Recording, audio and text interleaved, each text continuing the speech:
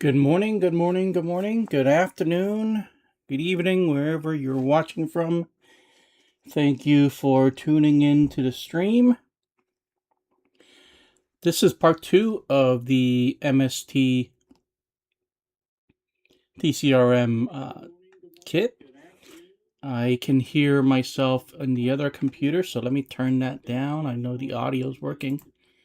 Perfect. Alright, so a little bit colder this morning for some reason. I haven't warmed up yet, so I still have my sweatshirt on, so we'll see how that goes as the stream progresses. A couple things to catch up on. Yesterday, when we ended the stream, I realized that I don't even want to say because I didn't do anything wrong. I just followed the instructions. I realized the two ends of the car were in the wrong location. So this, let's look at the bottom here. This side with the kind of fin sticking out, this is the rear of the car. And this round side is the front. And as I mentioned in the beginning, I am building this as a mid-motor rear-wheel drive car. And so yesterday when I followed, I believe it was this step right here.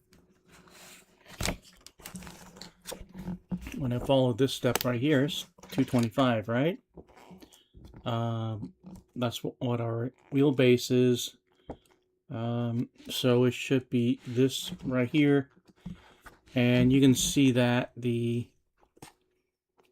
bulkhead that doesn't have the diff is in the rear. So this was obviously the wrong diagram. And there isn't one that says 225 where the rear diff is in the back. So I have to keep flipping until past where we did the servo. I have a little update on the servo as well. Until we got here, and then when we realized that here at this page that the the configuration looked more like this, the front motor front drive configuration, when we were trying to do this right here, where, let's see if I can adjust this, move this around a little bit. I can still get the light and no glare, that'd be nice, but doesn't look like it's gonna happen. Okay, so this is the correct drawing illustration of what it should look like for our configuration. So you see the diff axle is over here on the rear, and the servo is over at the front right here, where the two bulkheads have nothing in between. So this is the configuration. And I just chose the the holes based on this right here, kind of what I feel is the right holes on the chassis plate and on the bulkheads on both sides. And then I also measured from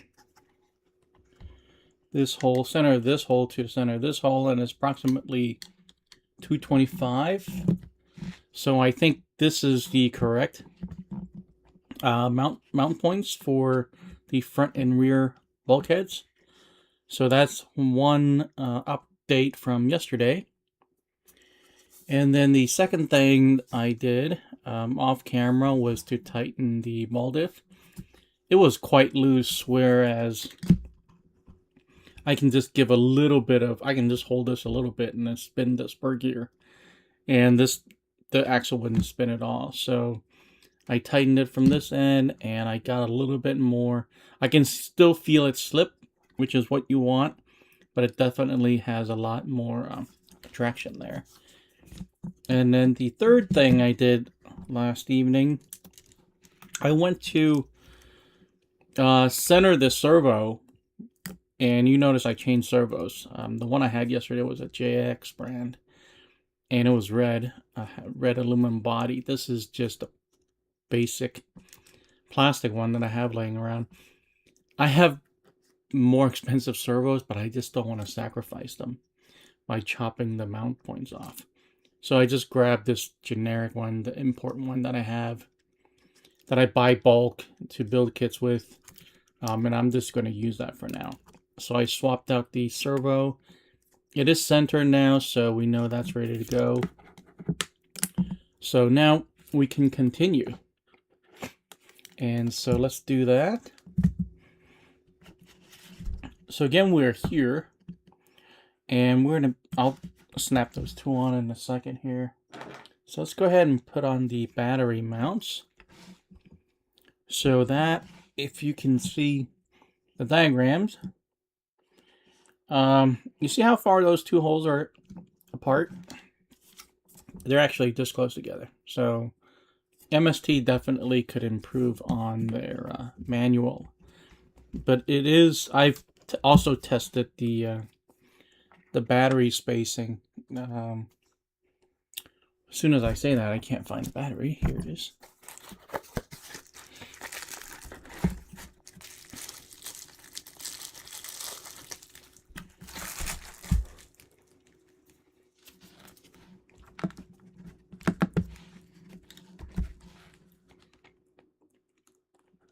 This battery looks really good in this car, by the way. I don't know what it is. It's just the black and the red. It kind of just matches everything. So the alignment when the battery mount is in that hole, and where the front mounts are here, I believe it's like this. So this thing kind of goes together like this.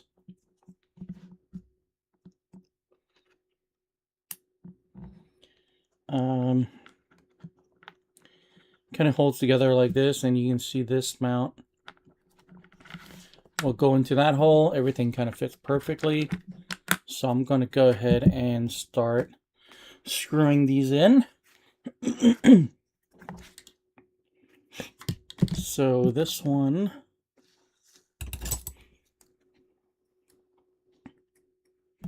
I want to make sure I use the correct screws because there's a couple size screws left. This is 8.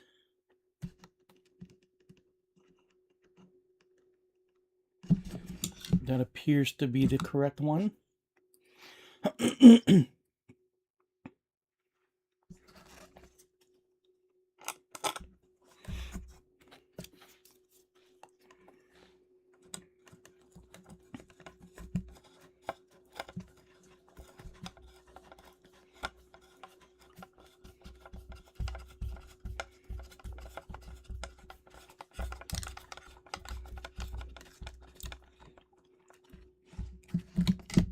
I can start feeling the lamps heat up or warm me up, starting to warm me up, and I can almost start to take my sweatshirt off.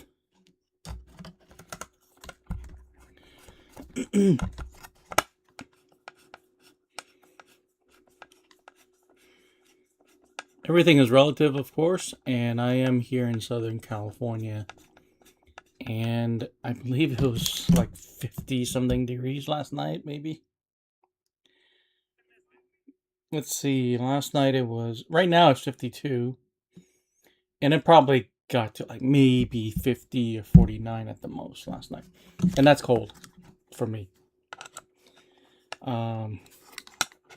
Anything in the 50s is cold for me. And I don't think I can do anything below 50 without being bundled up. All right, let's grab these other ones right here. Again, so this smooth end is going to be facing the battery, and this end is going to, I don't know if you can see that, but there's two little tabs there, kind of like little fangs. They kind of index into the side of that hole, so it doesn't turn or wiggle.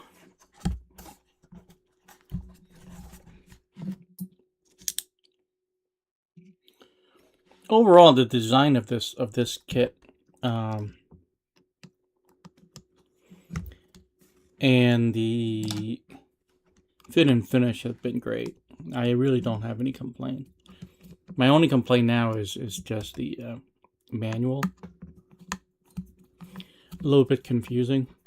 Well, that was just straight up wrong at one point, and by having so many different configurations kind of printed on the same page consecutively, I think it's a little bit confusing. So, you know, other than printing separate manuals for every single configuration, which is probably not practical for them, I think if they printed them non-consecutively, it would be better. Not meaning, yeah, what I mean is if they printed everything for one wheelbase or one configuration first for all of the mid-motor rear wheel drive configurations in one section with a clear beginning and end, and then go ahead and print the front wheel, front motor, front drive, you know, configurations, and then yeah, also present the different wheelbases a different way as well. Maybe having 3. No, I think even 3 is too many. I think having like 2 sets of manuals, one for the 210 and 225 wheelbase, and then a different set for 230. Nah, you know what? There's just too many possible configurations. I think they should just make sure the information is correct. I don't want to give them any advice how to print the manual, because I can't think of any. So there we go. That's that. Let me just double check before we move on.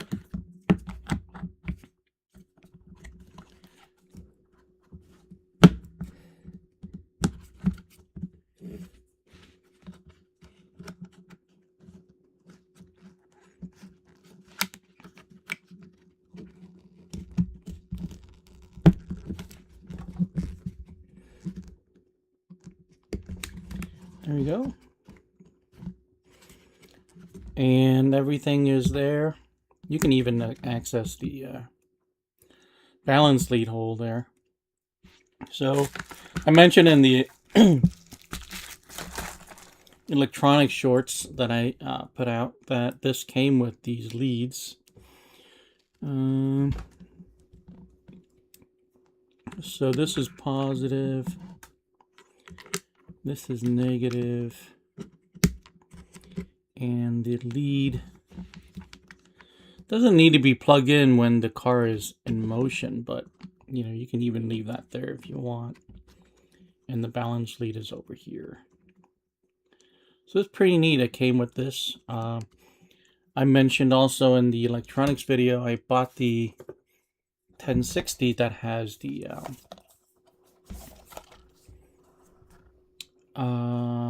T-plug, the Dean's plug right there, so I won't need another adapter. I also don't have to cut the I don't have to put 4mm banana plugs into the wiring either. No soldering, and I have the connectors already, so keep things simple. At one point I actually thought about going brushless with this kit, because I really think this should be a brushless car. But I wanted to compare this to, because of the price, I wanted to compare this to the Tamiya M05, and they also have a MX-5 body to go with it, the kit with the MX-5 body. And I actually picked that up yesterday at the hobby shop. And of course, that being a Tamiya, it comes with the 1060 ESC and also a torque tune motor in the box. So that's exactly what I got for this kit, so we can compare apples to apples. If I put a brushless system in here, obviously it's going to be faster. I really just want to put both cars on the track and see how they do. Okay. So let's snap these on. I hope I can do it by hand. Oh, jeez.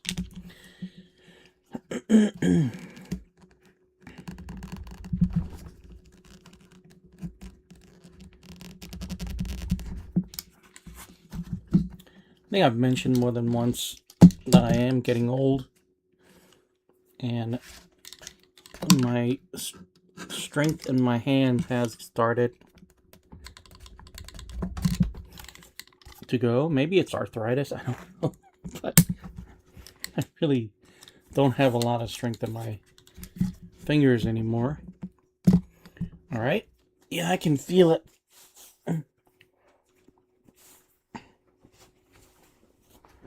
Getting warmer and warmer. All right, so ditched the sweatshirt. Now I only have a long sleeve on. I'll be turning on the fan very soon at this point. Okay, so the servo, again, is already centered, ready to go. We're going to set this here.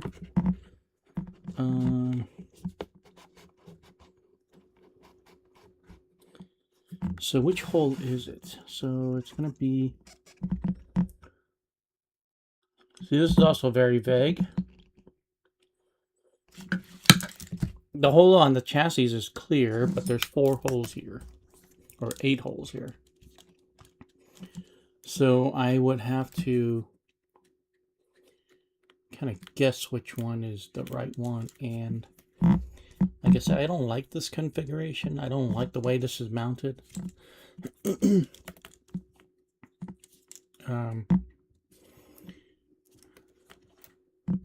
don't like the way, you know, I feel like servo should be, you know, mechanically mounted, not by tape.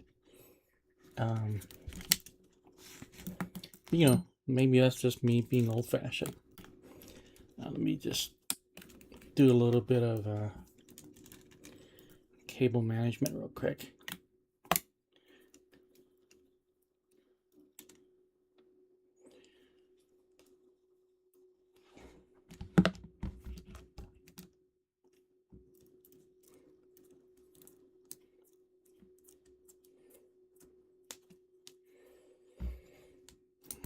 Alright, and that's all you have to do to make a wire pigtail.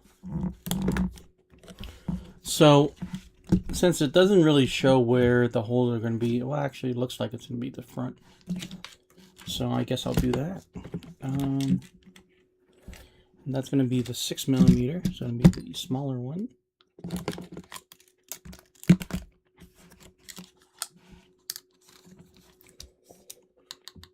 And that's going to be a 1.5, I believe. Yes.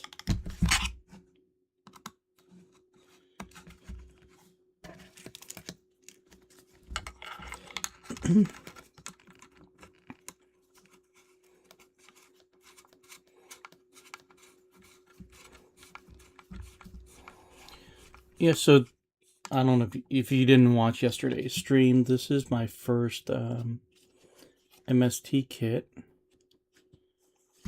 I am impressed with some things and not impressed with others. Now, obviously, the build quality is there. The fit and finish is there. The value is there. Although I wish this kit had, you know, oil-filled dampers, but it doesn't. It's just going to be springs.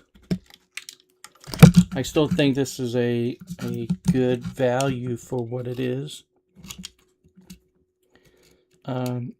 So far, I can tell this is going to be at least a very capable, at the minimum, a capable race car, a track car.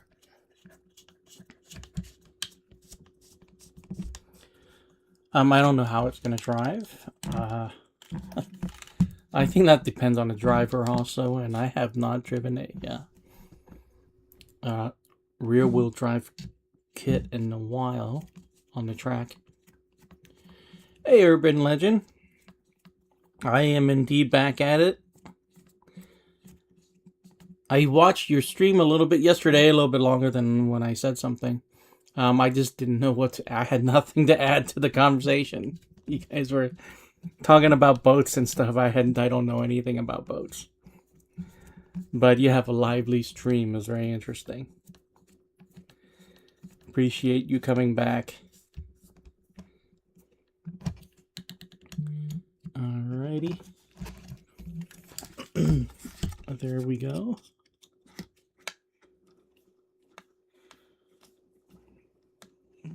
Okay.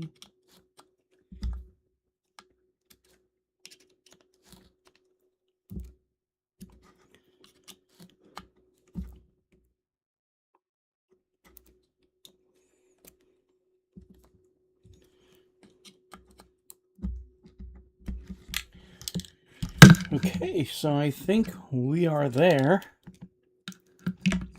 in terms of the servo and the battery mounts, and I think I got those as well. So here we go. I think we can move on.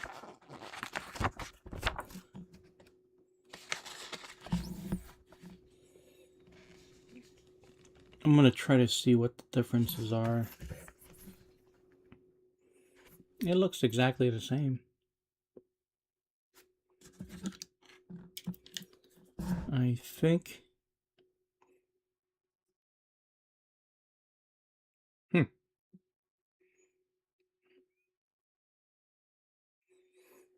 How is this even closer? In this diagram, this is even closer.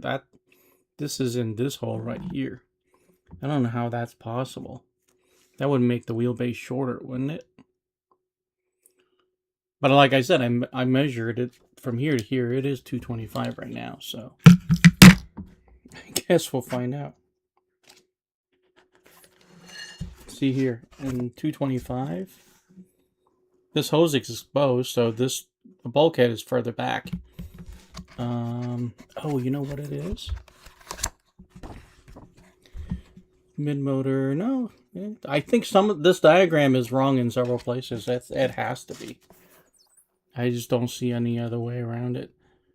This is different because the motor's in the back, so that's why this would make sense. But this one, where the bulkhead is actually closer, would make this a shorter wheelbase than this right here, where this hole is visible, meaning it's this bulkhead is pushed back, so I make this longer. The way they have it here and here are the same. Yeah. So I guess we'll find out once we get to the end. I think I saw the paint job on the boat. Yes, the yellow and kind of orange one. Is that what you're talking about? Those were great.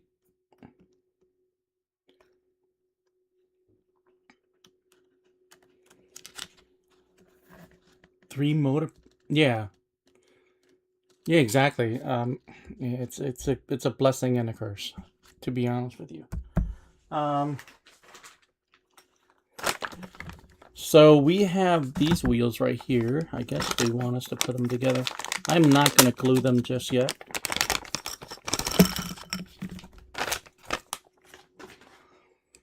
Because one, I'm not good at gluing.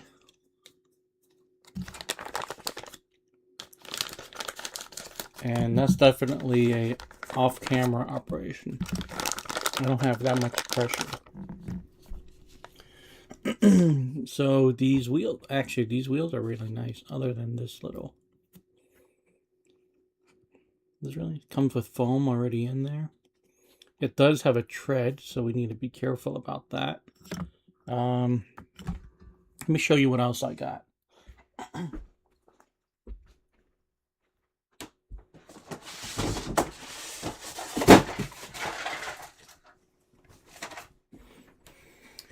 Well, I just knocked down a whole box of accessories.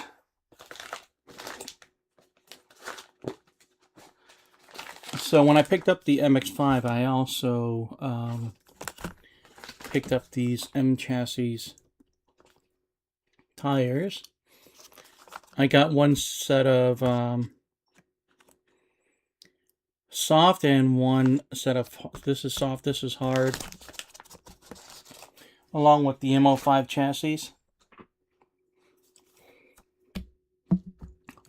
And so I just want to make sure they fit on these if I wanted them to. See the Losi NASCAR. I saw the Losi briefly. I want to say briefly. Did you paint that yourself, or did that come out of the box like that? It was a nice paint job. I saw you had a decal on it. Was it a Losi decal, or did I? Yeah, was it kind of like tricolors? I have different impressions in my mind about what I saw.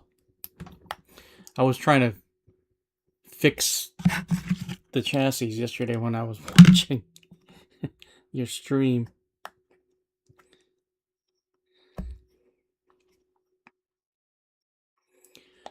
Are you streaming again later today?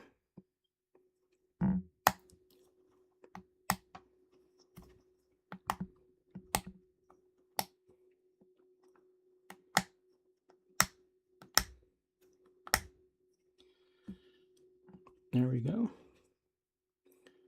I don't know if you can see that, but they're not flat. It has a profile, but the tread's interesting.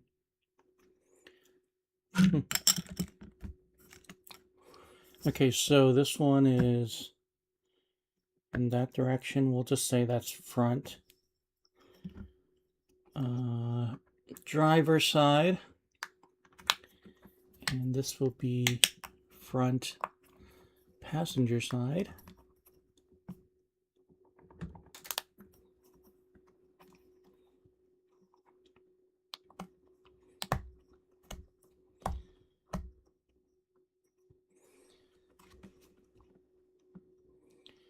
There we go. I mentioned in the unboxing video that MST makes great tires, great wheels and tires. Because I have had several of their drift tires, drift wheels, and they look really, really good.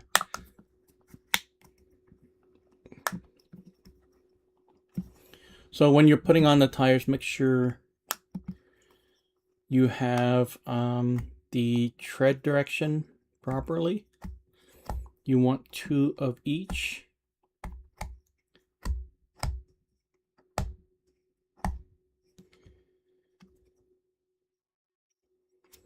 Okay, so these 2 will be on the driver's side. And I need one more in this direction. I may not stream. Yeah, I am going to stream again. I'm building the MX-5, the MO5, not MX-5. The MO5 Tamiya kit on New Year's Day. Probably in the afternoon. Let everybody watch the Rose Parade. And then I'll jump on and build that kit. I am pretty confident I can build the MO5 in one stream in a few hours. I'm pretty confident of that. I may have built that before. I don't know. This would be like a long time ago. If I have built it, I have no idea what I built before. I didn't know that much about RC cars before. I just built them whatever I can get my hands on for a reasonable price.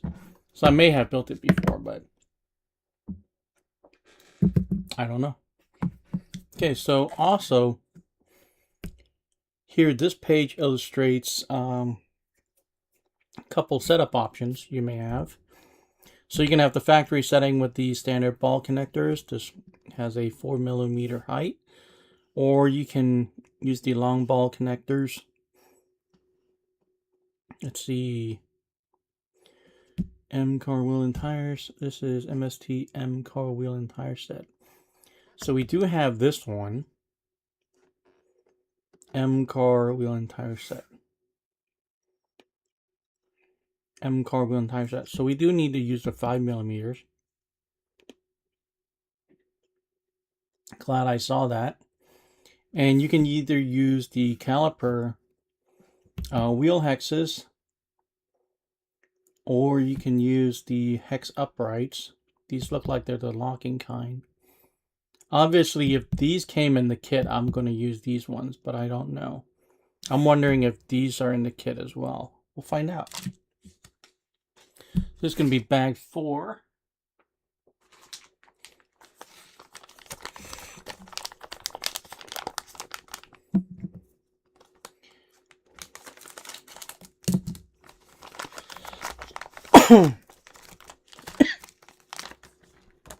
Even has decals for the calipers. This is a track car. It's not a show car. So I'm not going to be putting those on if those are my only options. It even comes with the that's interesting. I'm also not putting that on. Let's see. I'm sure I have some wheel hexes somewhere if I want to swap them out.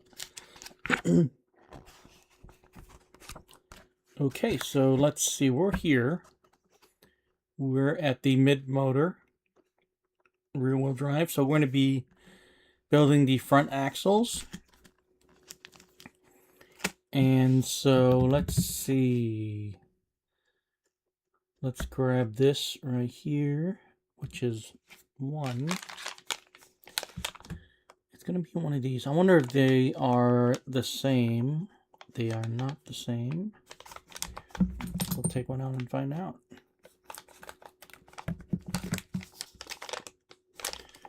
Okay, these are...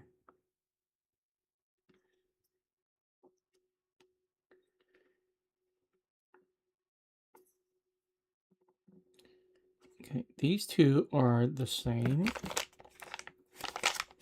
I'm going to assume the other ones... Well, actually, I can't assume. Because it is left and right. It would make sense if they were different. So... yeah, they are left and right. So we'll figure those out.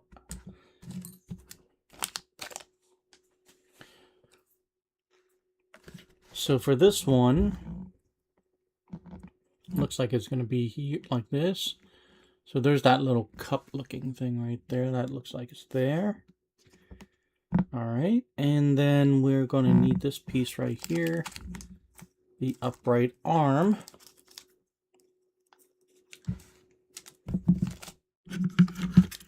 Bring the tray in here.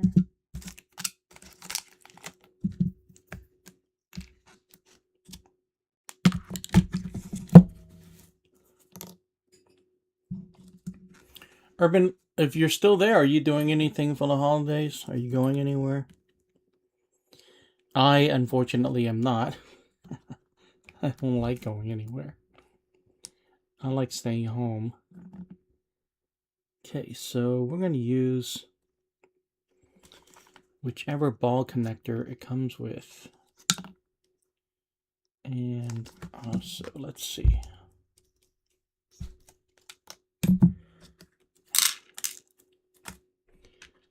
So these...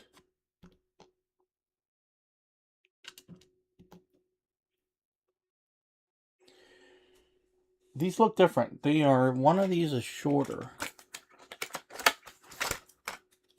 it looks like. So which one am I using here? So I think I'm using the longer one, right? Yeah, I'm using the longer one. So let's see which one is. Let me just make sure I'm not seeing things. So this is 10.4. I am seeing things. So it looks like I only have one choice. Alright, so it won't matter then.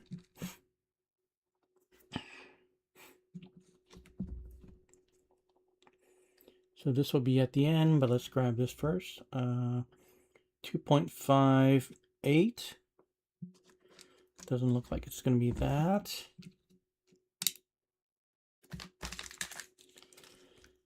It's probably going to be that right there.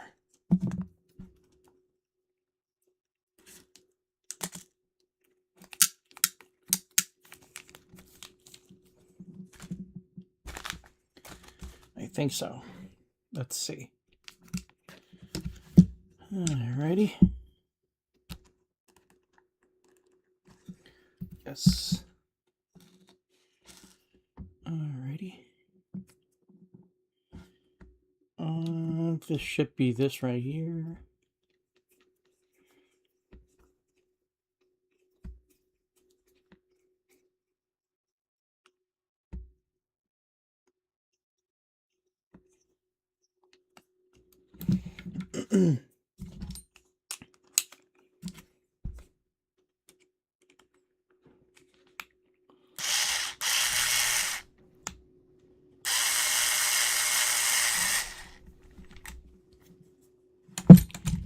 Okay.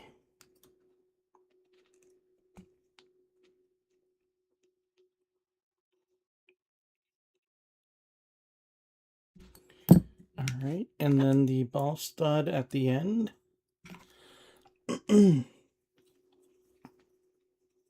Everyone's coming to your house. I hope you have a big house. That's awesome. That's awesome. I had a relative bring their kids yesterday over. I guess I'm just not that fond of people coming over. Kind of just like to be left alone. So there's another set of ball connectors that are bigger, it looks like. 5.8 by 4. I hope I put on the right ones. Alright, I think these are these ones, because the head is quite a bit bigger.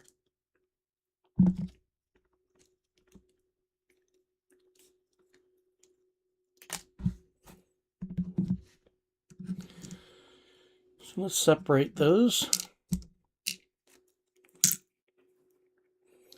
And I can barely see these two. So let me put them over here.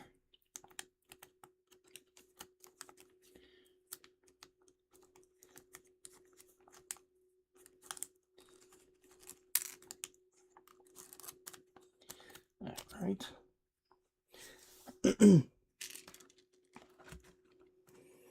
You must have a big house.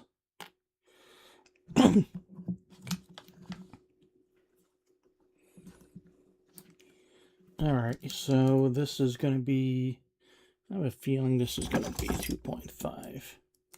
Yep.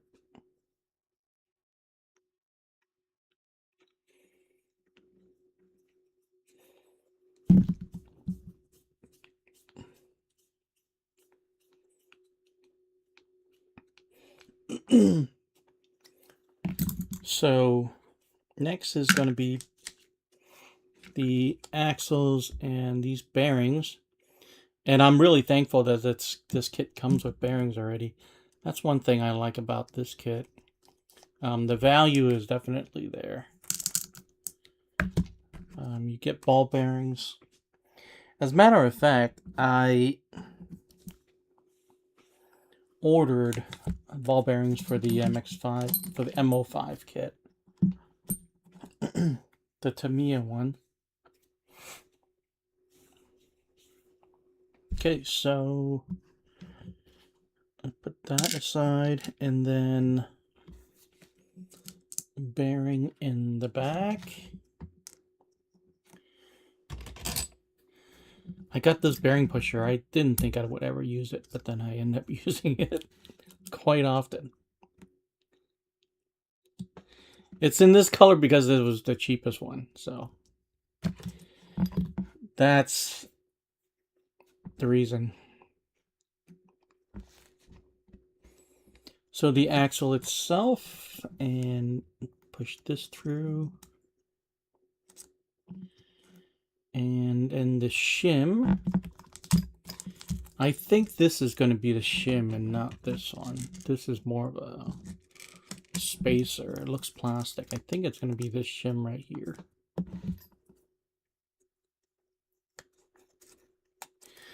There's a set screw there. I don't know what that is for, but I will double check. Yeah, that is the spacer. You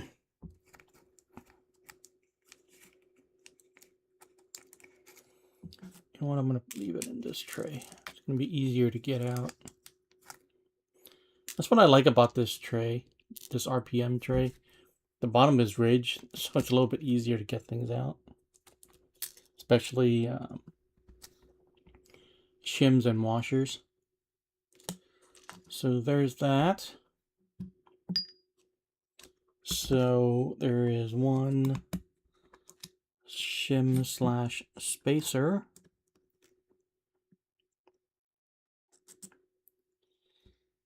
And there's the pin. And there's a caliper and brake disc and all that stuff. So I am not going to put that on there just yet, because it's just going to fall off. So I will just put a body pin through there to hold that. I got that from, I think, a Tamiya kit I built recently, using a body clip to kind of hold it together. And like I said, I don't want to put these on, so I'm not going to put this on there. Actually, this is the caliper. That's the brake drum, isn't it? Yep. The brake disc, not drum, disc. Okay. But I will find that though. Let's see.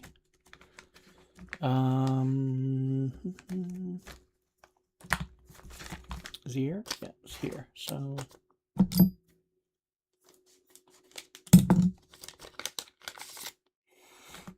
my car is destined for the track, so I don't want to do anything that is unnecessary. This is so thin.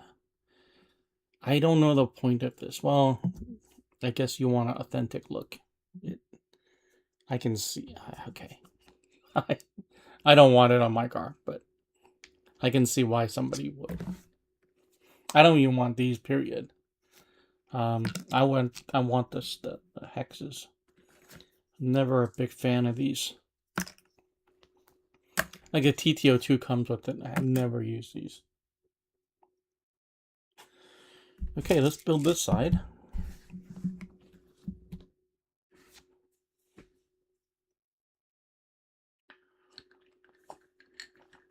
I am definitely making better time than I did yesterday. That ball diff yesterday, it took an hour just to finish it, and it wasn't even like tightened all the way. I just moved on. It was just that difficult. Okay, there we go. And I believe it was this screw.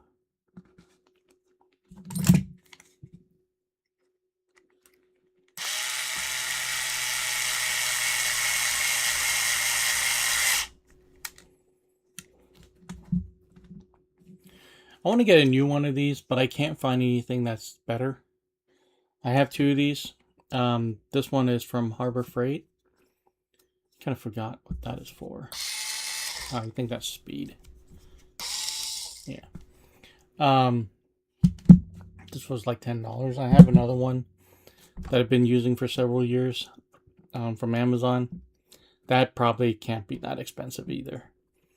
But I saw one at the hobby shop at the repair section, department. The owner actually showed me what they use, and it was a DeWalt. They don't make it anymore, otherwise I would go buy it right away. Where the direction...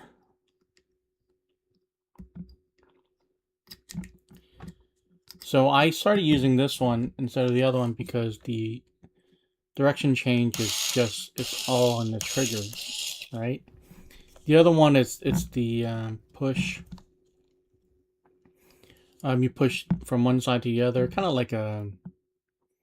What am I trying to say? Kind of like a safety on a handgun. It kind of feels like that, like an ambidextrous safety. Or mag release. I'm thinking about mag release. And that's kind of cumbersome. And this one I saw at the hobby shop, that the DeWalt, you actually tilt it to change directions. If you tilt it this way, it will tighten. If you tilt it this way, it will loosen the screw. And I thought that's really interesting. And it was very like slim, sleek. I really liked it. But they don't sell it anymore. It's not in production anymore, which is a shame. I would buy one right away. I don't care if it's like $80, $90. I would buy it. And then I went to look at a Ryobi. Same thing. I don't think it would be much of an upgrade from this. So the USB ones. I really didn't feel like it was going to be a big upgrade. So I didn't buy anything there. I thought it would just be a present for myself. But, yep, okay. So let's put this on. Just want to make sure I do this correctly. So I think I mentioned that this kit does not have oil-filled dampers. The spring is going to sit in this right here. And that's it. That's all there is. So no dampening. Just rebound. So you're going to feel every bump with this car. We'll see how it goes. We'll see how it goes. I think this car will drive just fine. I think it'll be competitive. I'm not too concerned about it.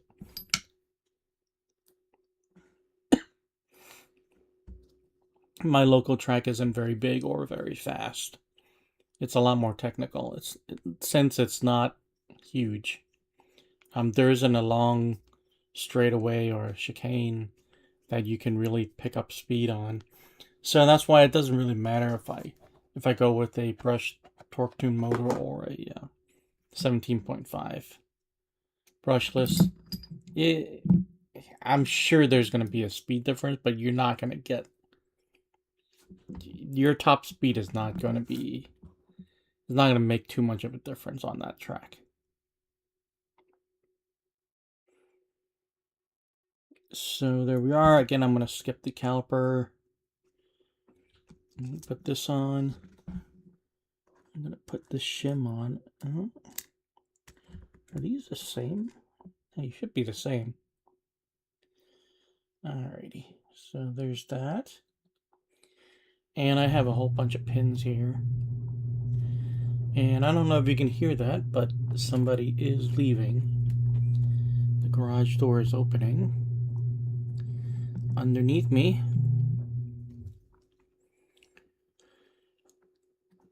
Okay, alright. So there's that. Again, I'll put the discs on when we're ready to mount the wheel.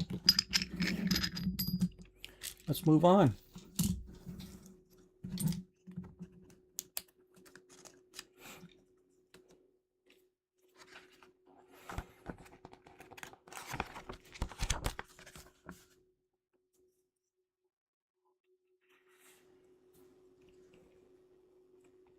So these are going to be the front, I guess. So it's going to be here. And all it is, what does this say? Not installed by default. So I guess this ring here, this spacer, is kind of I'm trying to think of the term.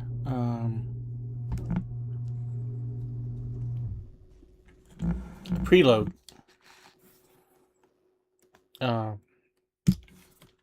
spacer, which I don't even know if it's here.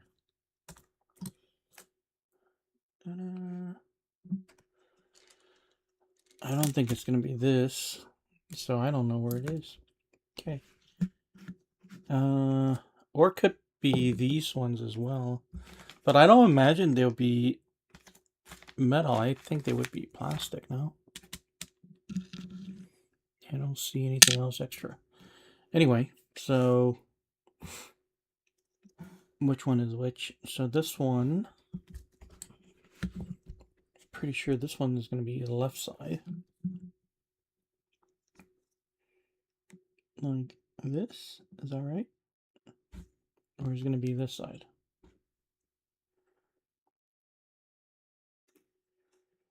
Okay, it's going to be like this. So this ball set's going to go in there.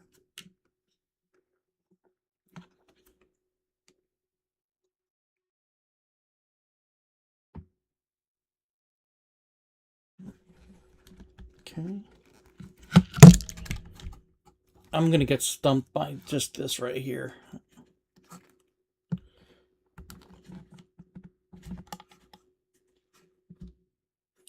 Alright, it's time to get on the struggle bus. Oh my god, this is sharp also. Okay, let's see.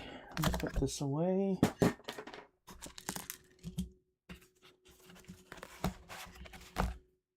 Okay.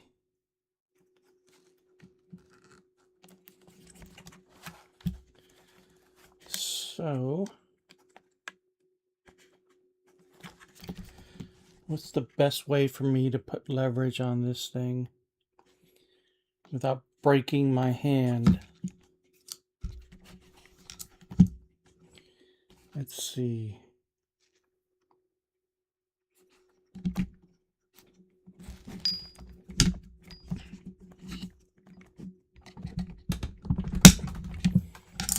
All right. Whew. Glad I was able to do that. So that's going to go in there after I put a spring on, which should be this right here.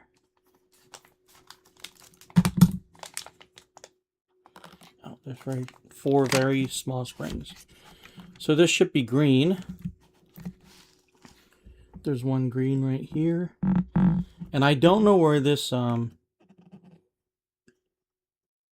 preload spacer is. I don't see it here.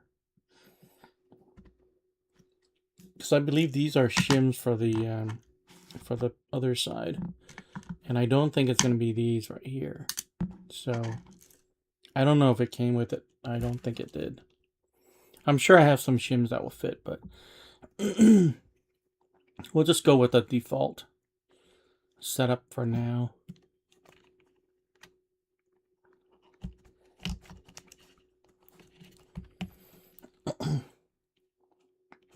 So there's that. So this spacer is probably going to be this one now. Yeah, this is going to be the spacer, and this screw should just be this one right here. 8.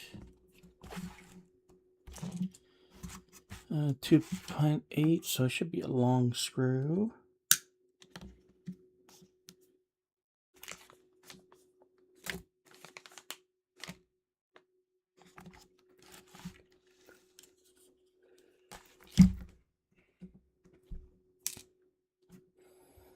And I don't see it here. Let's see. Am I missing something? There is... I am missing something.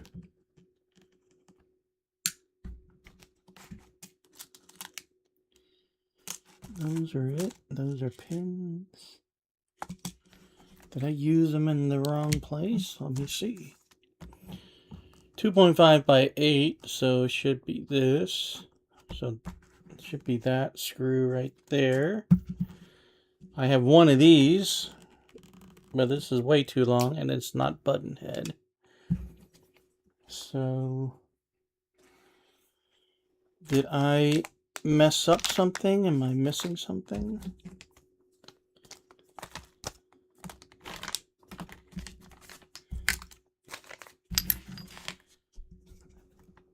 If you see it, let me know. Because I don't. Is it this one? No, way too short. Huh. Well, it could be me, but I don't think it is. I guess I can go back and watch the footage and see if I misplaced it anywhere.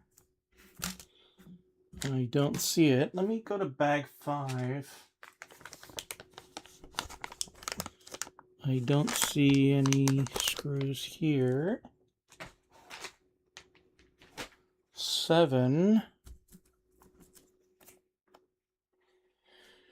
Uh-oh, this is not good. I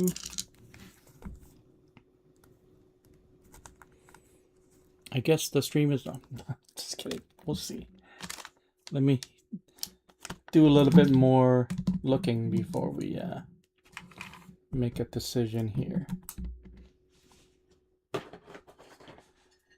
Let's not give up too easily.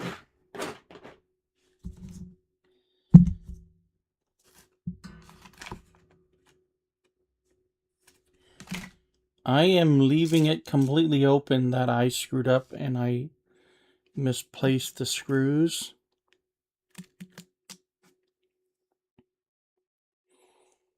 Or that I'm misunderstanding the manual.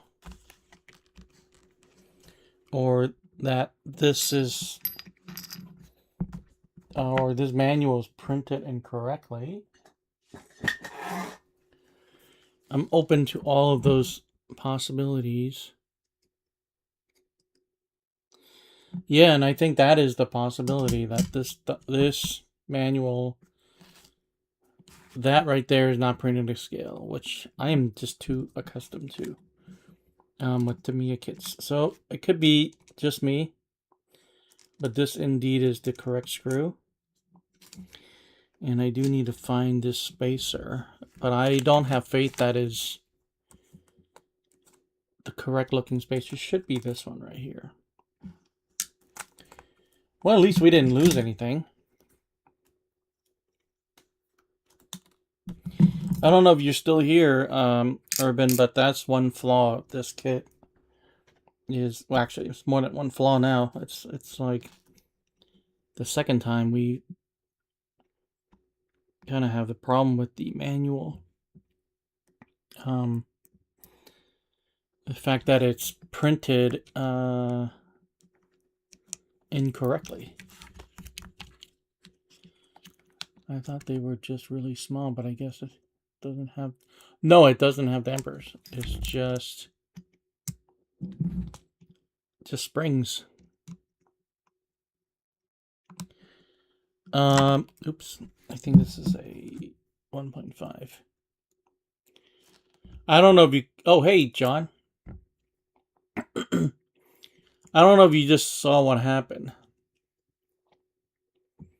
but I discovered that the manual is not printed to scale, first of all, and that there are errors in the manual, which caused me to have to take it apart last evening.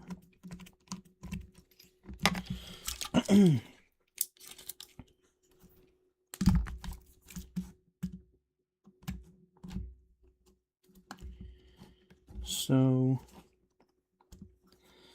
yeah, that's one thing that's unfortunate.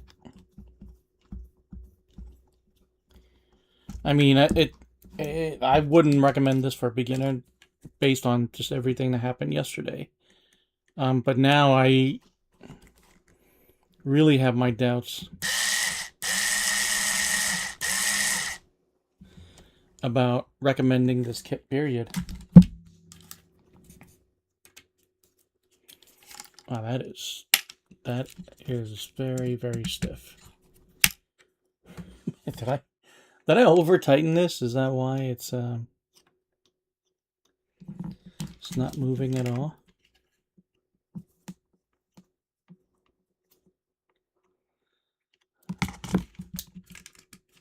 No, there's just a lot of friction, I think. Huh. I don't know if you can see, I don't know if you can hear that, but it stays.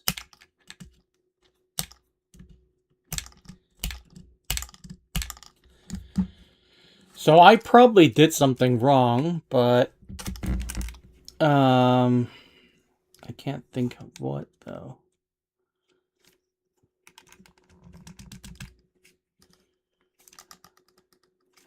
Well, let's build the other side to see if it does the same thing, because the only thing I can think of is this ball joint right here. Did I not turn it in the right direction? Hold on.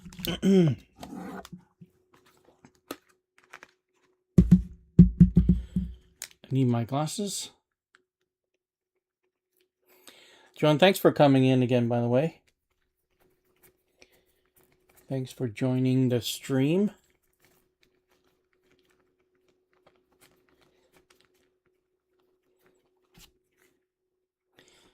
It's noontime where you are, right? In North Carolina? Okay, so is it supposed to line up with something?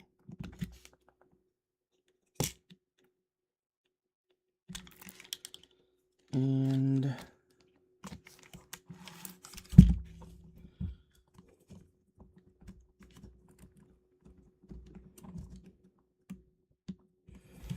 okay, I have a hypothesis that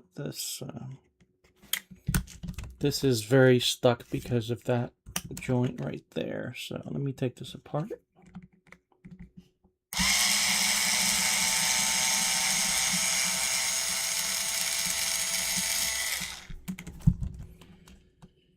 And let me take this out. And so this is pretty stiff.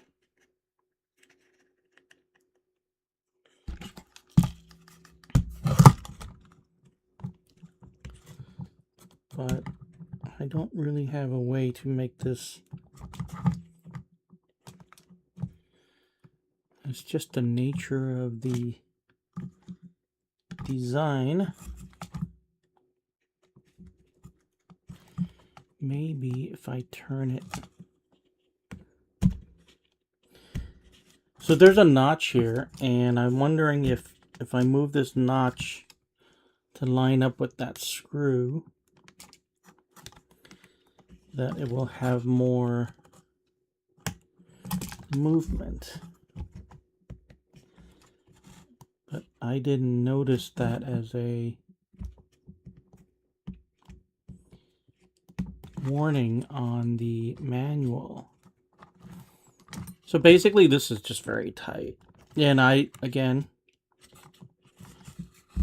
could be my inexperience.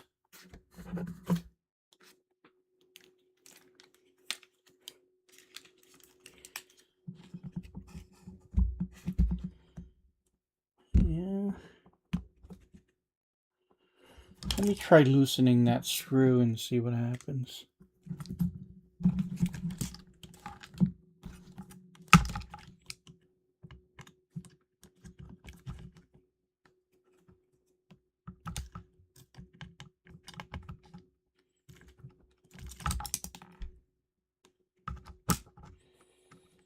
That's a little bit better.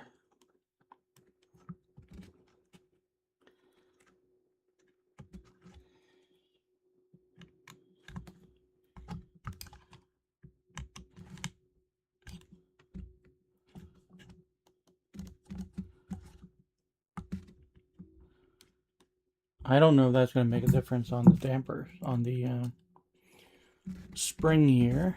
We shall find out.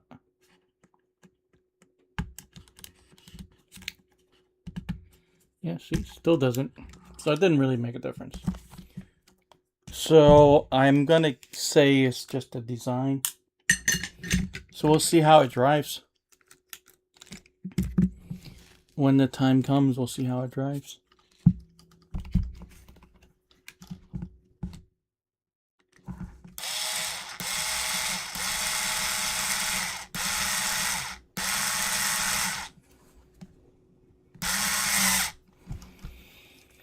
Okay. I don't even know how tight to put this, to tighten this. But, see? Now let's see the other side. Let's put on the other side, see what that's like. Maybe it's just this one side.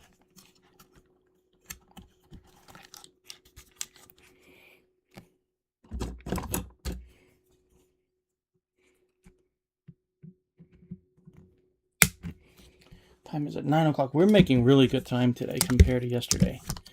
And like I said in the beginning of the stream, it's starting to warm up again. So let me take off this long sleeve.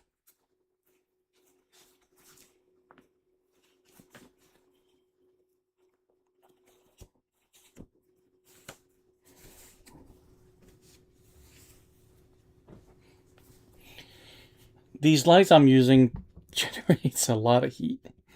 It gets warm very easily here. Okay, so how did I do this bottom joint before? I think I had it here. And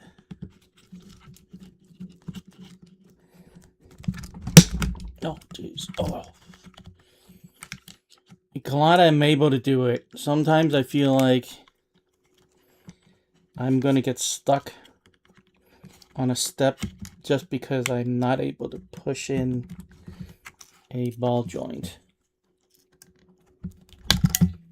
And that happens for, see, look, this side is perfectly fine. That works very well. So I'll have to diagnose what's going on that side. Did I forget anything here? No. I think it's this one.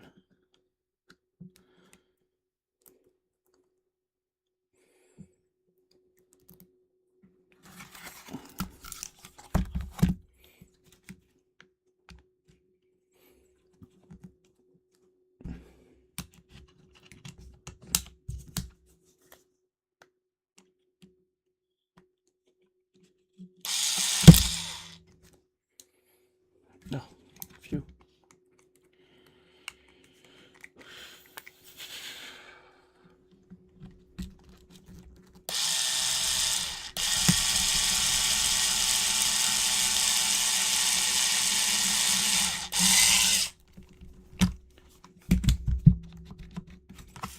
So, yeah, this side is definitely binding. Why? Let's see. Is it...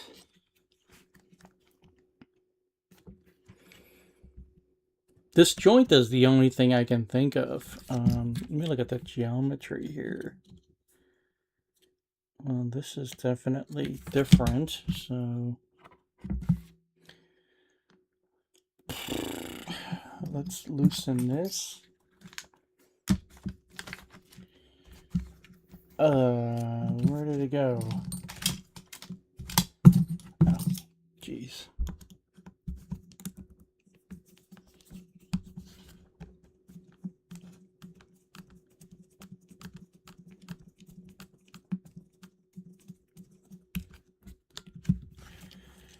Okay,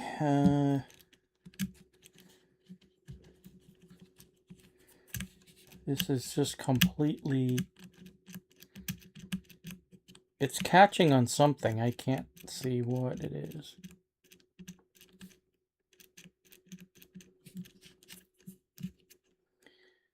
See? It's got to be this joint right here. because it's so stiff.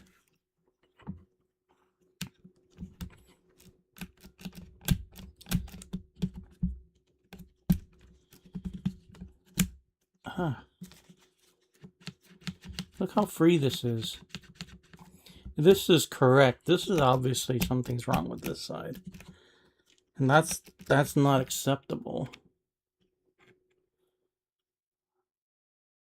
There is no joint on this end.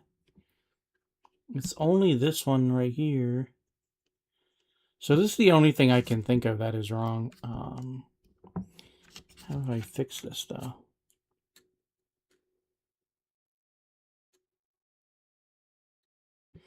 Alright, let me take it apart and see if I can figure something out here. Drive side arm is it?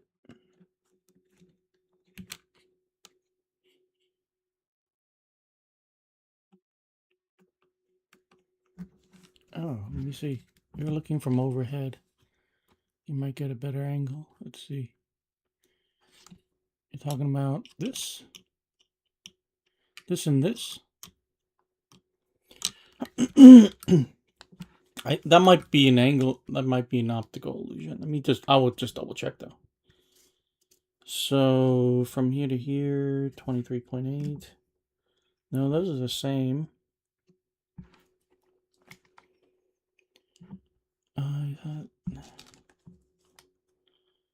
Driver side arm, yeah. And the bottom? Oh, you know what? I did. Good eye, man. You have a good eye. And this arm is longer than this one, so I need to take this off. Okay, no worries. I think it's just 2 screws. Yeah. And it's 2 screws I can access pretty easily. Thank you, John. I would have never, ever seen that.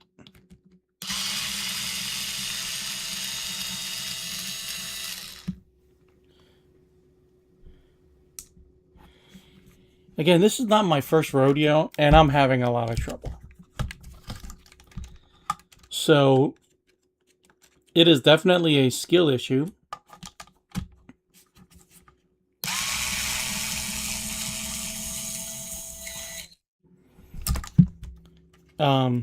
That's obvious.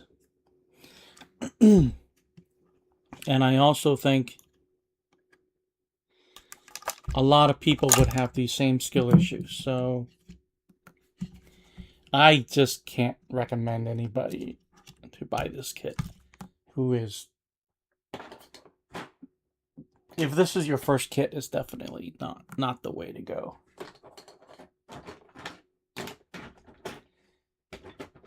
I don't think I can say that enough.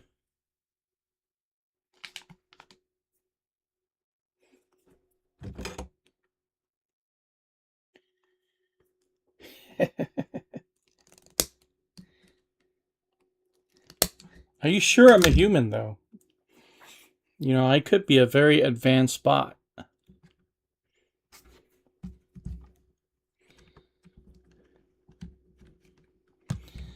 Who needs glasses because he's blind?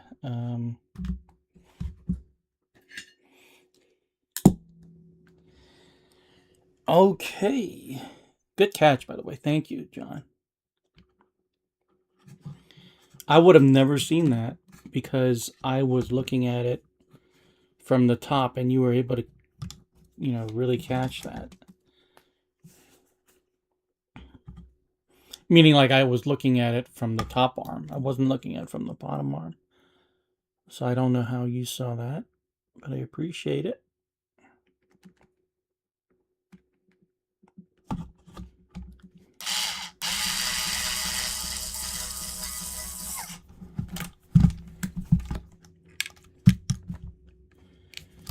I can only imagine how much I would be cursing if I was not streaming this and I had to try to figure it out myself. I may not have even figured it out. I may have just started cursing at the kit and then telling everybody not to buy this.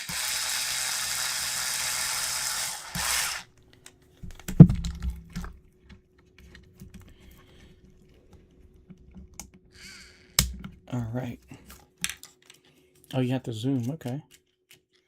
There we go. Now I just need to tighten this.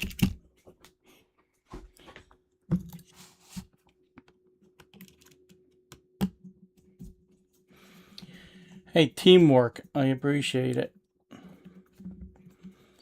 If you weren't here, that would have been a disaster. Okay, this could be tighter.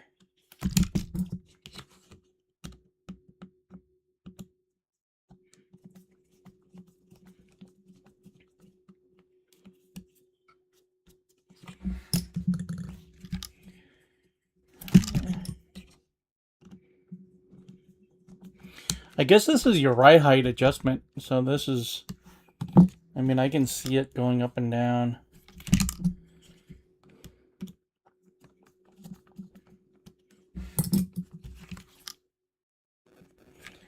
You can put a preload spacer in there.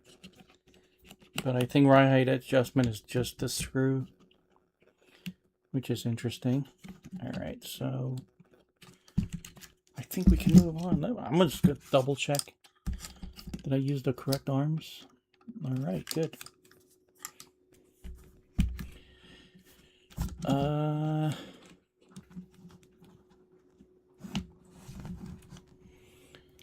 The mistake was definitely on my part, of course. But I think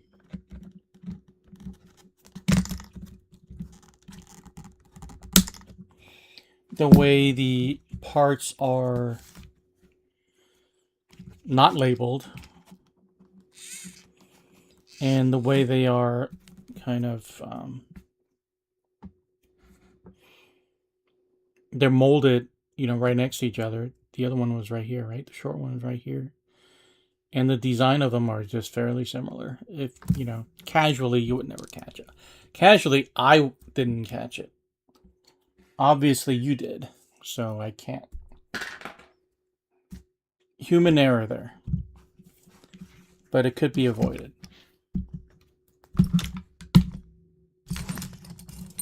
I'm just saying if this was a Tamiya kit, I wouldn't have happened. Let's put it that way, okay? So I'm going to take half responsibility. The other part about the bulkheads being in the wrong place, that is completely the manual's fault. You know, it's not even me. I thought about it last night. I thought, oh, maybe I just didn't read it properly. And then I looked again. I looked really carefully. I said, no, this is just printed wrong. And somebody had warned me about that too. They mentioned something about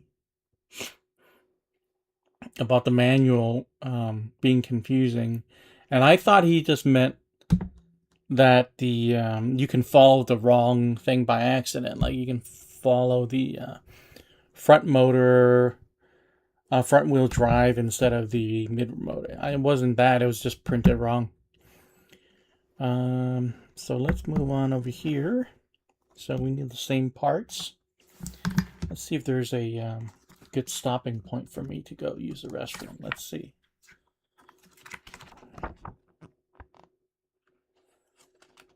Let's see what time is it. 9:20. Okay. I'll just see if I can finish this before I go use the restroom. It looks confusing, but it's really not.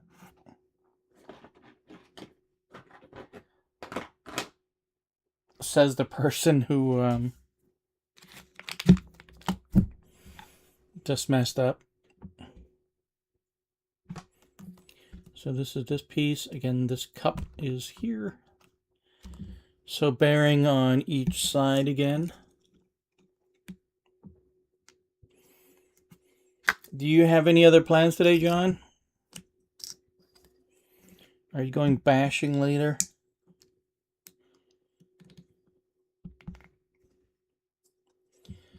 Yesterday after the stream, I went to the hobby shop to pick up the other kit. Today after the stream, after lunch, I might go to the other hobby shop just to browse. Say hi to the guys. And maybe buy something impulsively, you never know. I do like the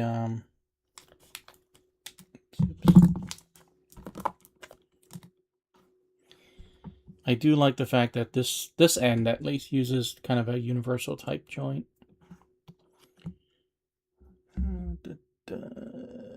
Okay, so the axle's there. I know the dog bones are here because I saw them. They were taped to the bag, which is an odd thing.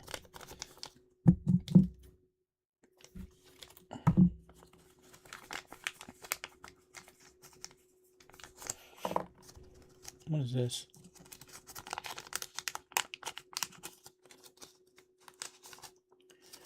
Huh.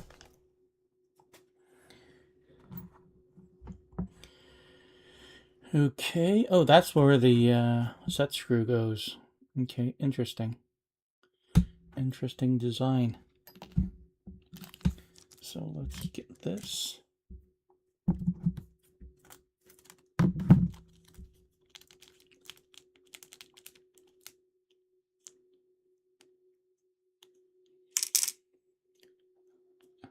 Too cold.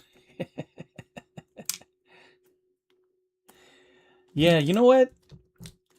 Where you are, if it is wet and snowing outside, maybe get yourself like a crawler, like a TRX-4 or something. Actually, no, those are too expensive.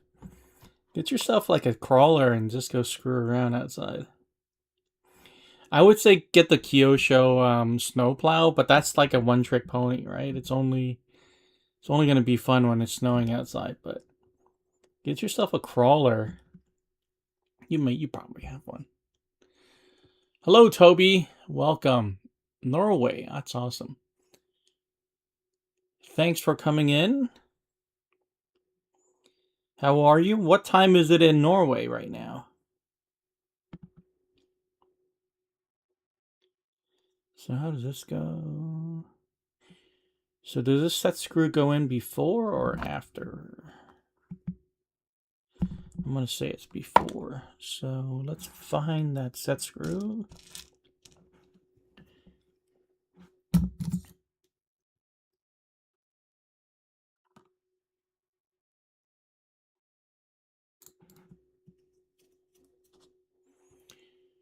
I'm going to guess this set screw holds the pin. Yep. Okay, so this needs to go in here first.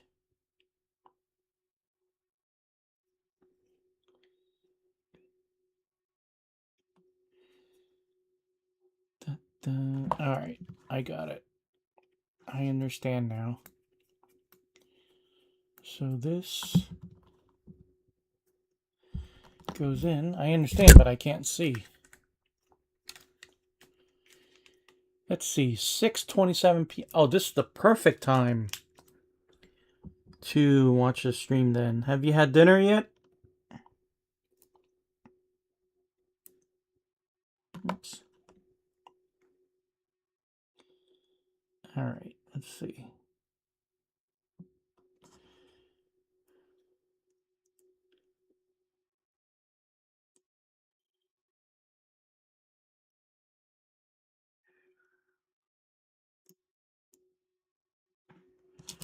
Let's drop this pin in there. And then we'll put this set screw in. I think the set screw needs to be... Okay, so this pin has a flat spot that I need to turn over.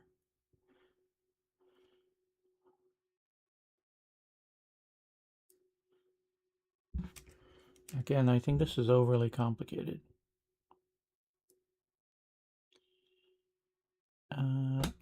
This pin, at least this one right here. Oh, no, it doesn't. I thought I saw something that had a flat spot. Nope. Okay. I'll just drop that in there.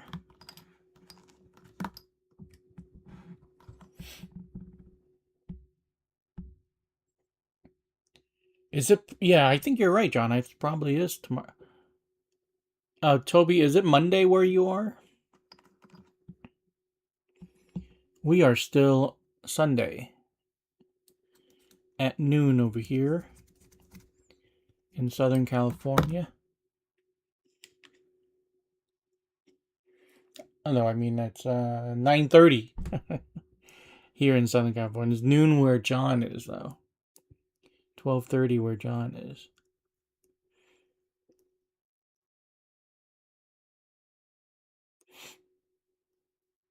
Okay, so that's the joint. It's not going anywhere, so that's that. We do need to apply some black grease right into there, and I'm not going to use theirs.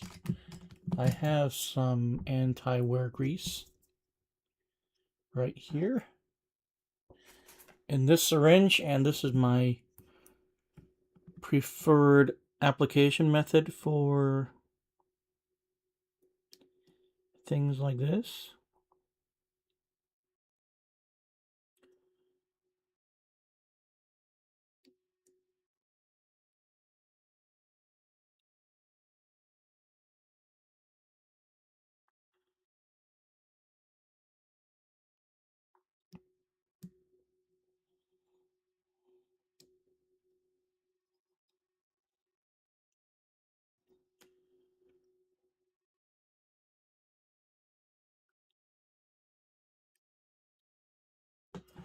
Okay, and there we go. Very cool.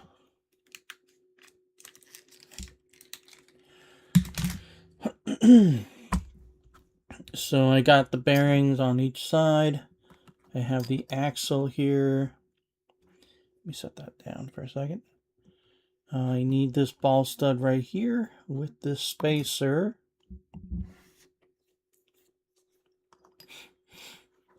The spacer is 3 by 6 by 5. Should be this one.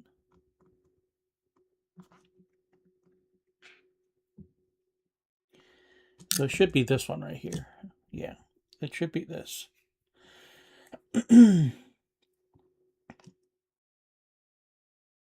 Okay, and the ball stud is the smaller one. Yep. That should be this one. There we go. The suspension is one thing that has me wondering about this kit. How?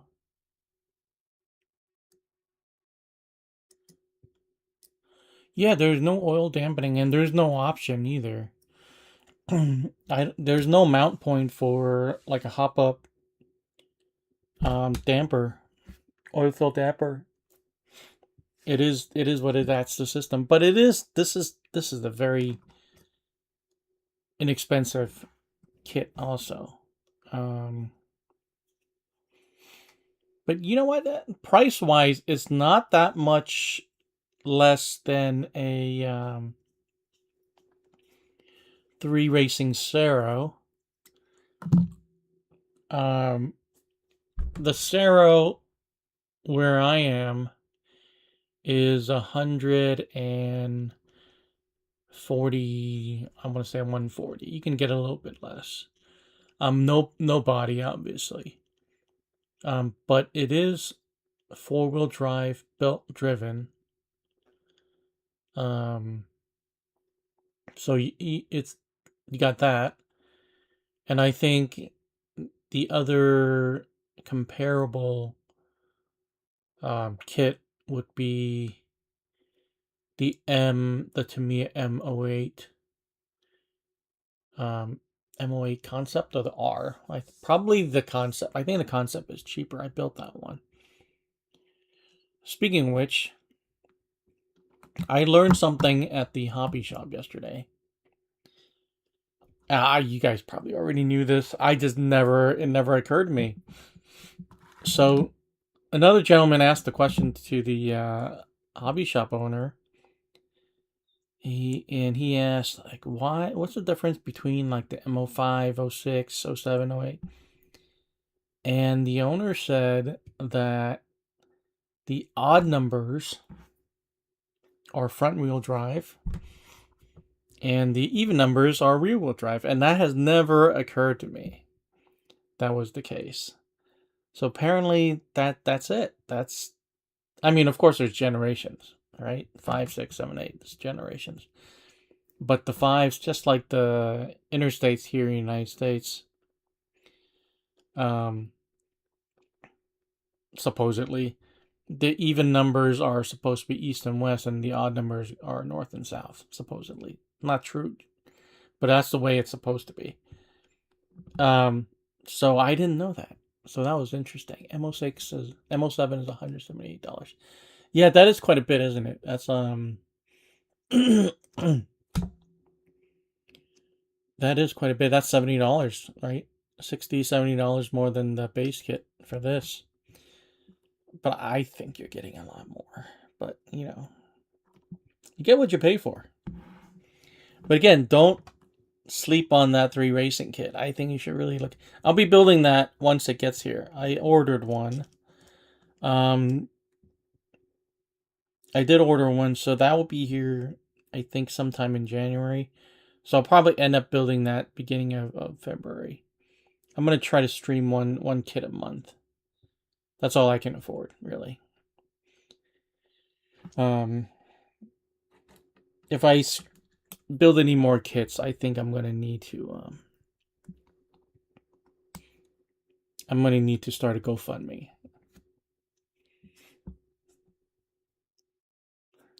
I'm still doing this out of hobby right now. The revenue from the YouTube ads and things, they're not even. I can't even buy one kit with the amount of money that I make on YouTube. So I can't even buy half a kit in some months, and it depends on the cost of the kit. So yeah, I won't be quitting my day job anytime soon. This is purely a hobby. Yeah, yeah, you're right. You're right, and that is very affordable, John. And I believe this is already set up with different hardness springs.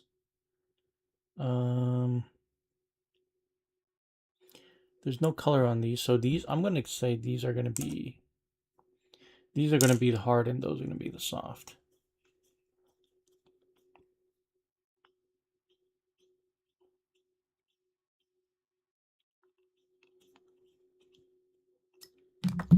Actually, no, that was a diagram. Let's see.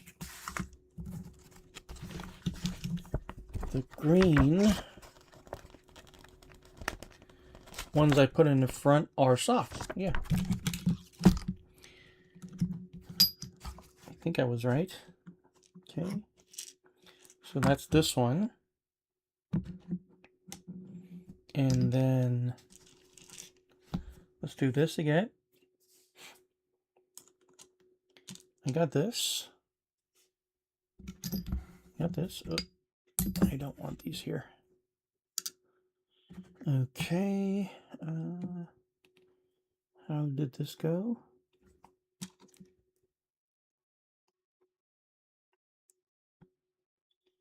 Like that.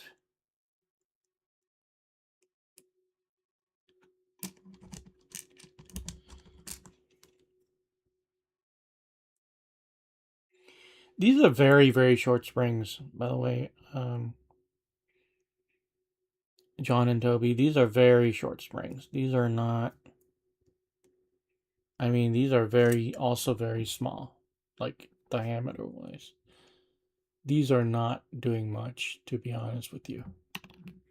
Soft, hard, I don't think it makes a huge difference. So the car is going to scrape the bottom. If it hits anything, it's gonna scrape. There's not much dampening going on there, to be quite honest. I push it through the wrong hole, I think.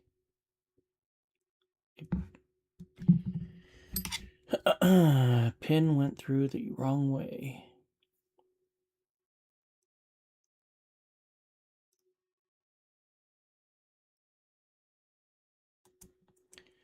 There we go. Okay, and the set screw is here. Yep.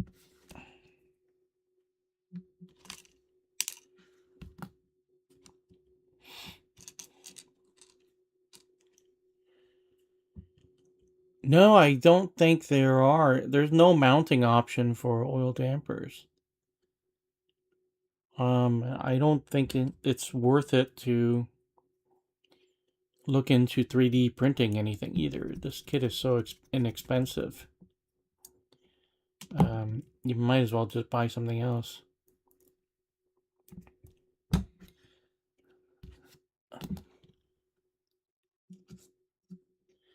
This kit is what it is. I guess the price it comes with, what it comes together with. I mean, again, this comes with ball bearings. You know, it's a little bit more of an advanced configuration kit. Everything it comes with. So the shortcoming is going to be the springs, the suspension. Oh, I need to put grease.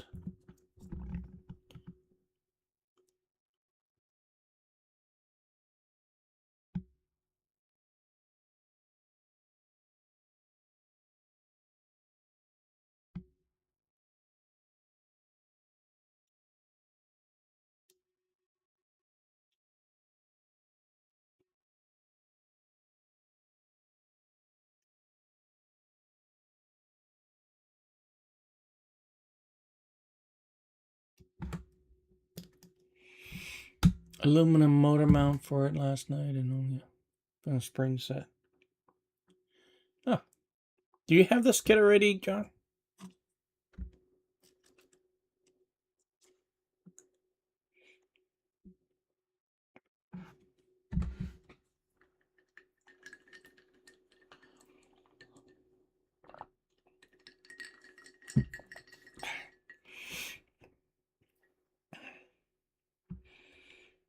Okay, so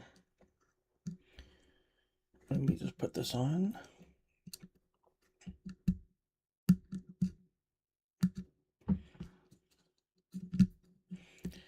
I should not have put that there. Should not have put that there. Should have put it on this tray.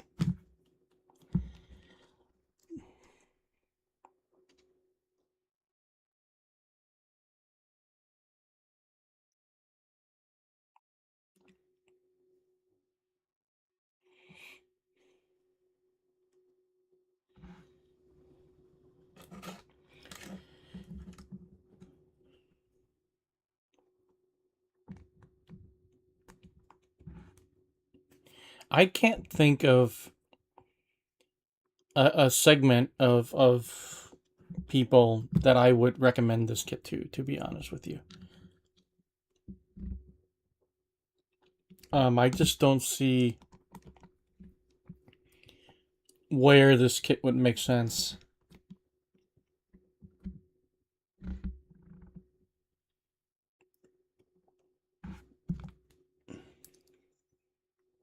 Oops, no, this one.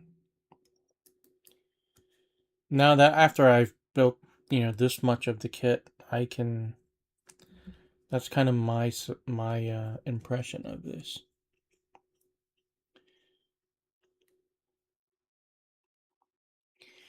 I try different kits on purpose to see what is what.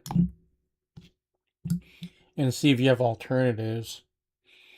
And I mean, at this price point, obviously there isn't much to choose from. Your only other option are the Tamiya M5 and 6, I think. I think the 6 is pretty reasonable. Especially with the body.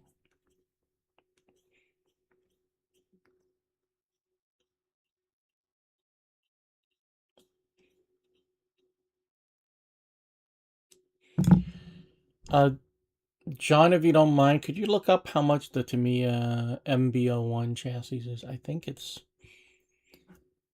it 120 or 140 or is it 160? I can't remember. Because that also has 3 configurations, right? The front, rear, and mid. You also have those options. That's comparable to this. It comes with a body in, and I think it's... I can't remember exactly how much it is. Okay, I think we're ready to put these on. So let's go to the back. That was not too bad. So again, we're here. So the rear springs are going to be silver, so they're hard. And it's going to be...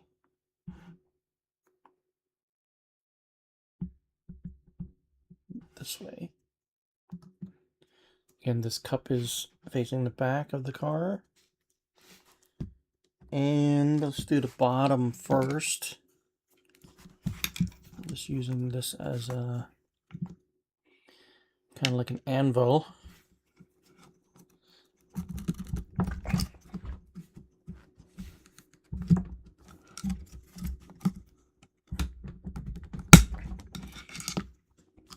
Okay, so that's pretty reasonable, right, John? I mean, that's not like as cheap as this kit, but for what it is, I didn't like that kit, by the way. I didn't like the BT01 either. The full size version. I didn't like that kit either.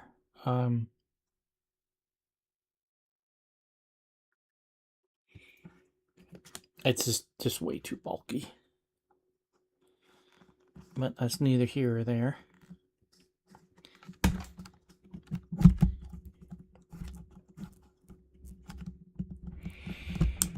Oh my goodness. This is just... oh, I forgot the spring. Oh my god, that is just way more difficult than it needs to be, design-wise.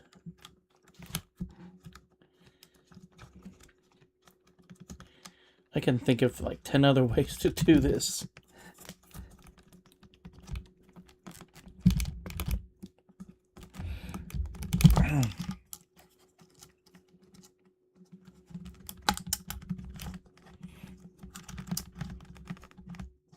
Oh god, yeah.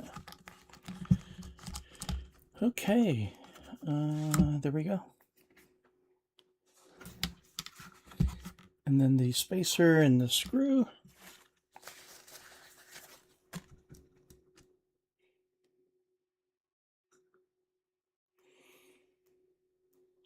So what's the least expensive of the MBO ones? Is it 150?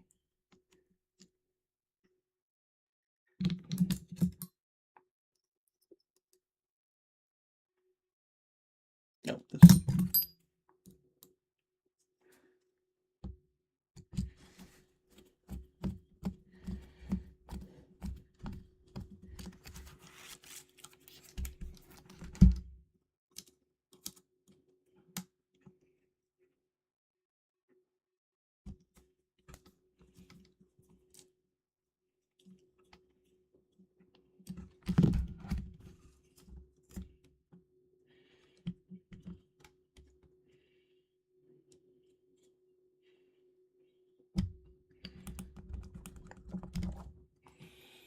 oh, this one's gonna be a problem.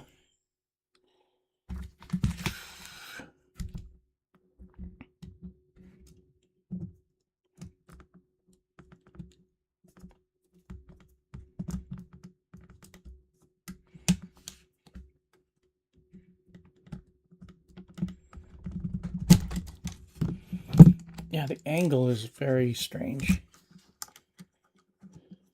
Whew. It feels like it's way too short, but I guess it's okay. It's just the angle is very odd. It's very hard to put leverage on.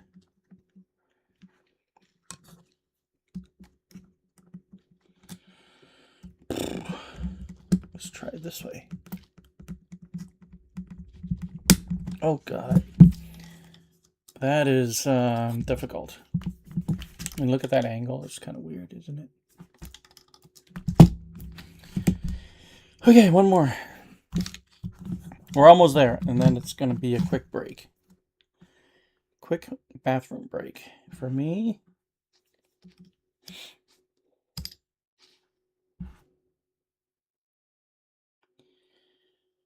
Oh, let's put this on first. You know what? Let me see if I can put this one on. Let me put this one on first, so I don't have to struggle with it afterwards.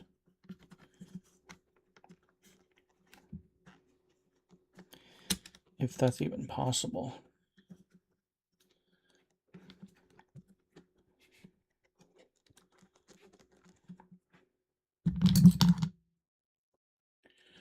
No, you know what? We'll just do it the other way.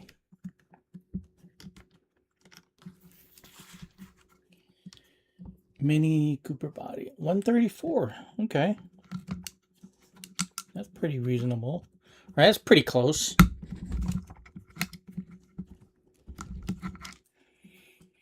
I'm guessing the mini body would be a very short wheelbase. Probably the shortest they have, maybe 210.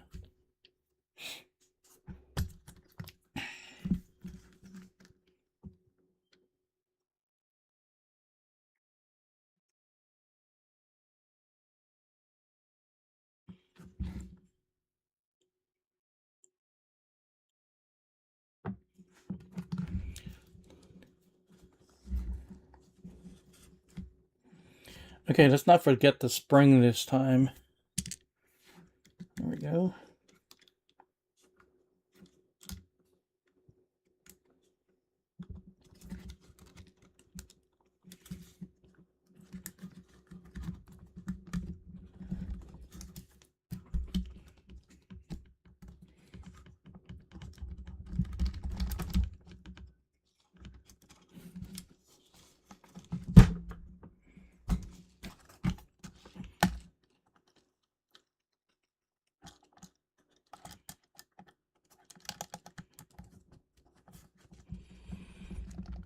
Oh my goodness. This could be a skill issue again, but it probably is not.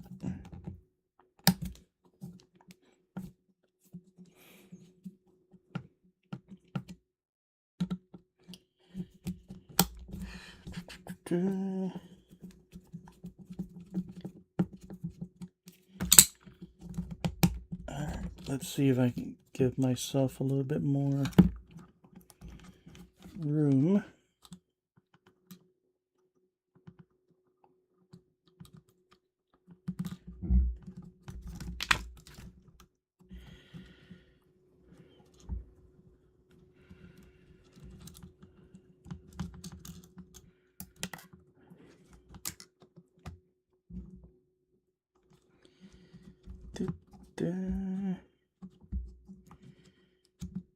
Okay, there we go.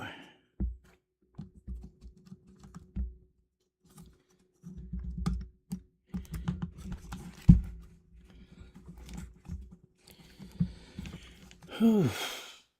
Wow.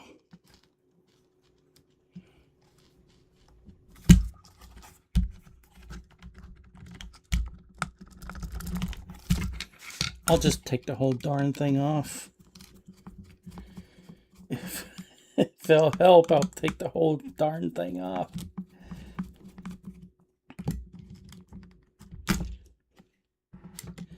All right. There we go. Unless I screwed up again.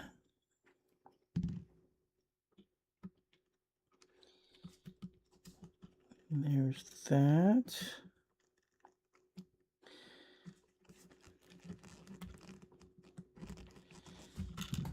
this is just not going through. Okay, there we go.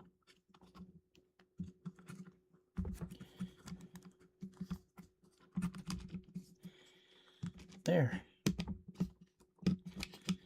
Okay.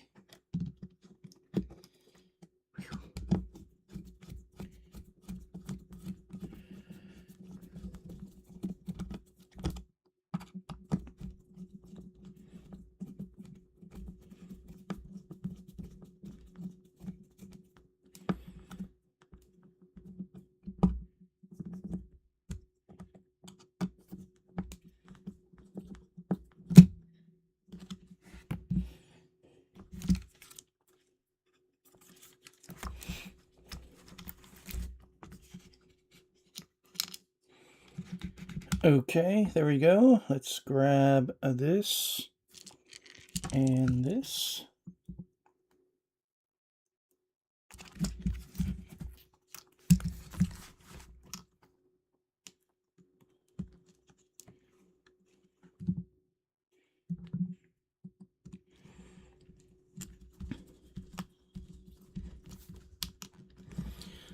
So no RC activity for you at all, John, today?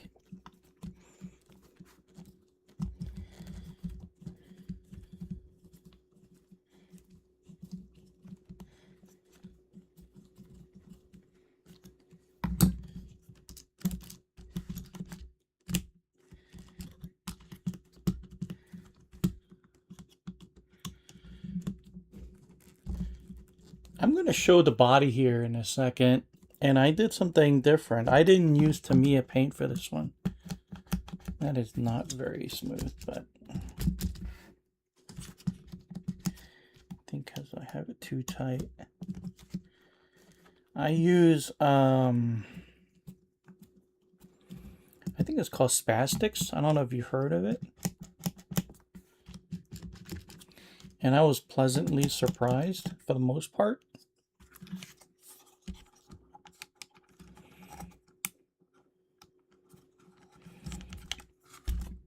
And I used it because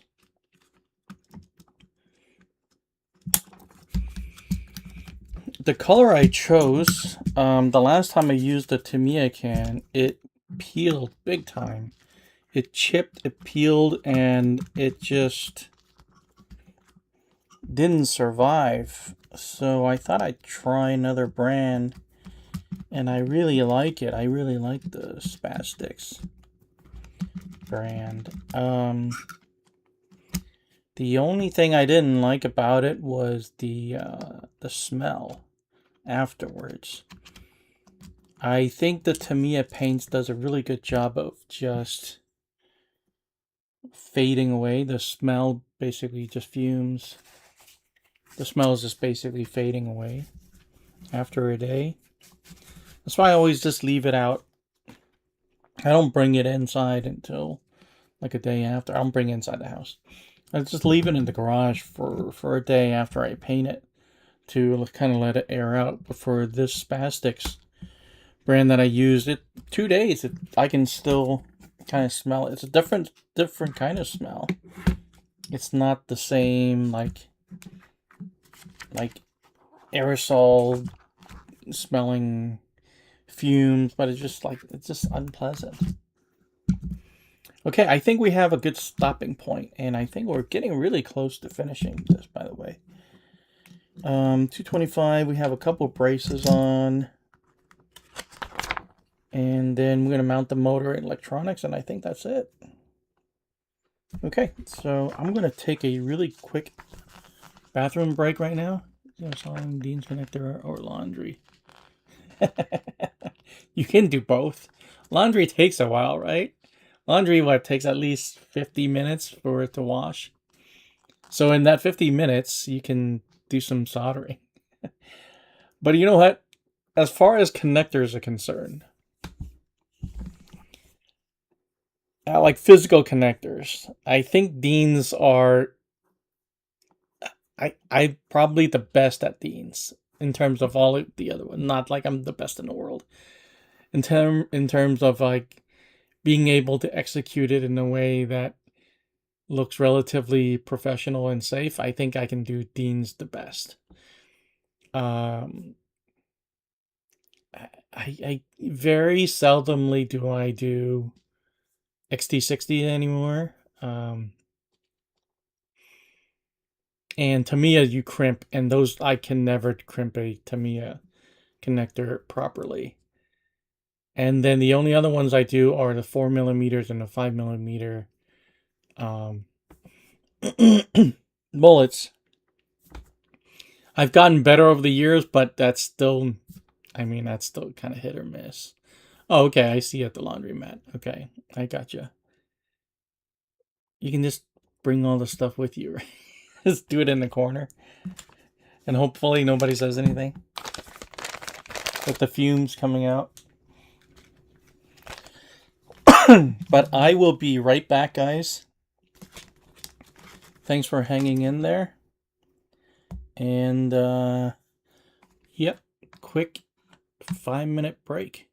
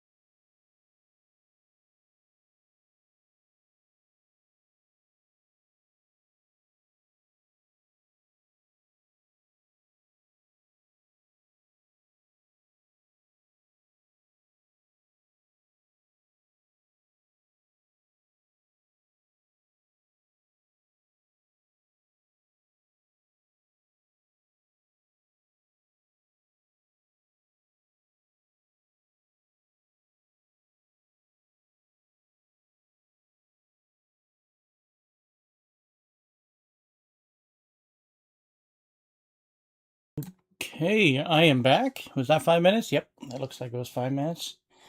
Got a refill.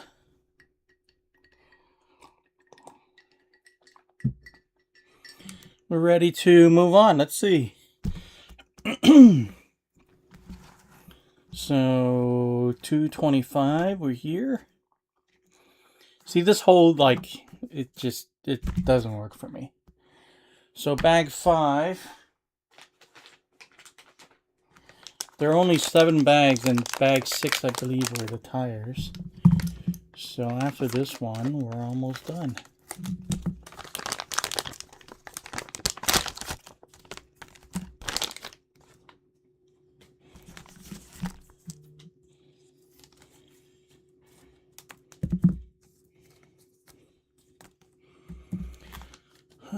Okay. So, are these identical? Appears they are.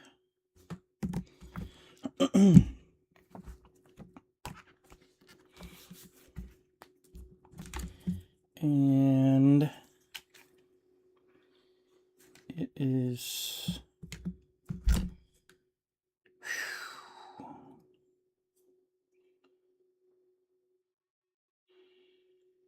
See, this 225 is front motor. It's kind of what I'm talking about. And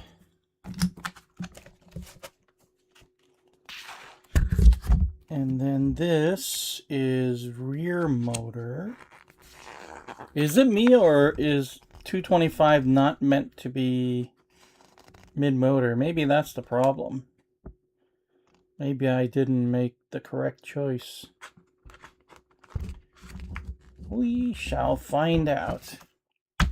Maybe the problem is me all along.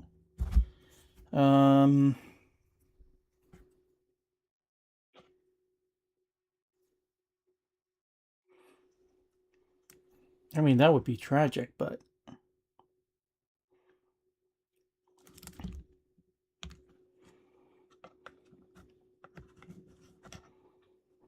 So it's going to be this hole right here.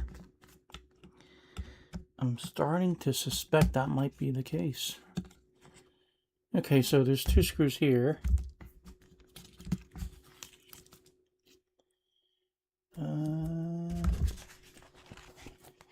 And the screws.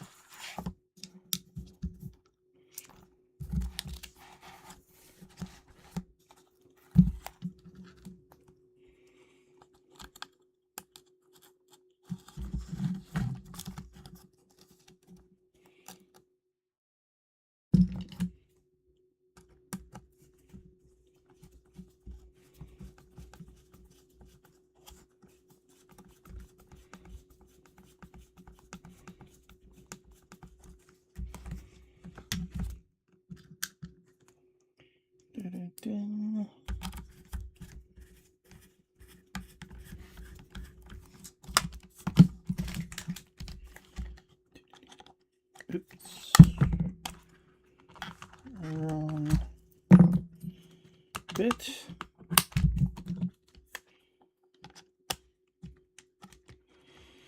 Welcome everybody who's watching. Feel free to say hi.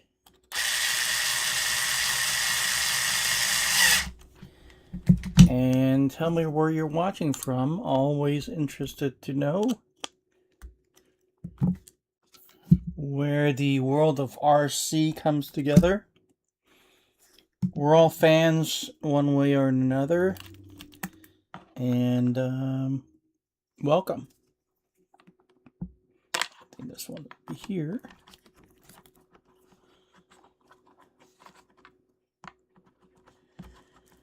Everyone is welcome to come watch.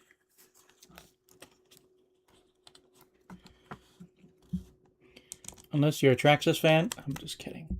I am just kidding. I have a Traxxas kit myself. I think I've had three. Yeah, I've had the everyone has a slash. I have a TRX-4, and I can't remember what the monster truck is called, but I have had that also, and I enjoy them. I sold the monster truck already, but I still have the slash and a TRX-4. I don't think I'm ever selling this. And I have said this more than once before. And you guys can tell me what your choice would be. If you were to pick only one RC car kit, I'm not even talking about brand, I'm talking about RC car kit. Only one for the rest of your life. What would that be? I'll give you a second to think about that, and I'll tell you. Oops. And I'll tell you what my choice would be. Again, I've talked about this before, and I still believe in my choice. I am not gluing the tires today. I'll do that another time when nobody is watching, because I'm terrible at it. Okay, so let me slap these. I'm not sure. Well, I think Traxxas, it just has like its following, its fan base. If there's ever a cult following, I think Tamiya takes the cake, obviously, and I think Traxxas is a close second.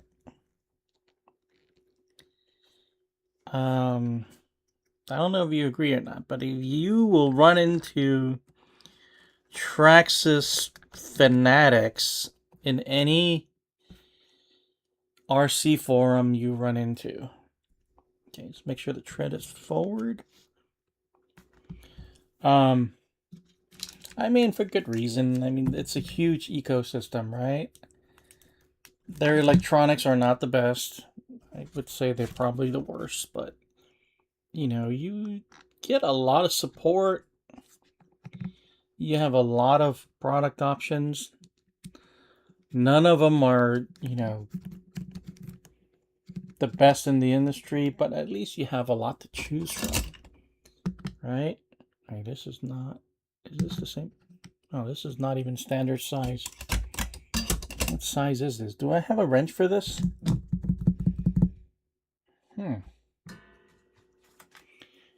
That's concerning. Okay. Huh. That is concerning.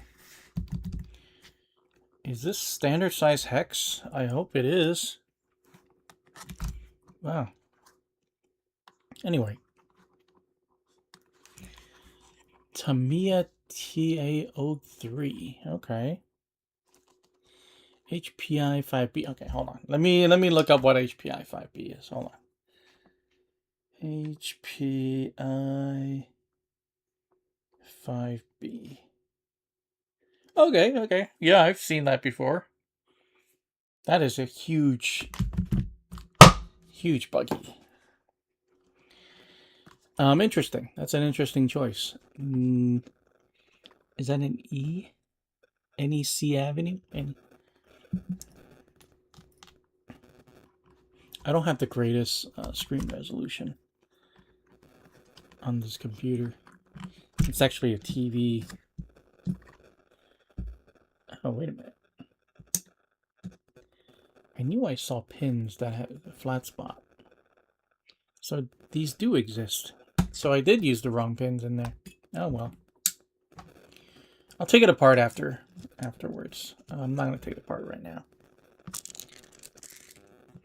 Yeah, I definitely used the wrong pins. I hope that'll work in here. I used the wrong pin in the universal.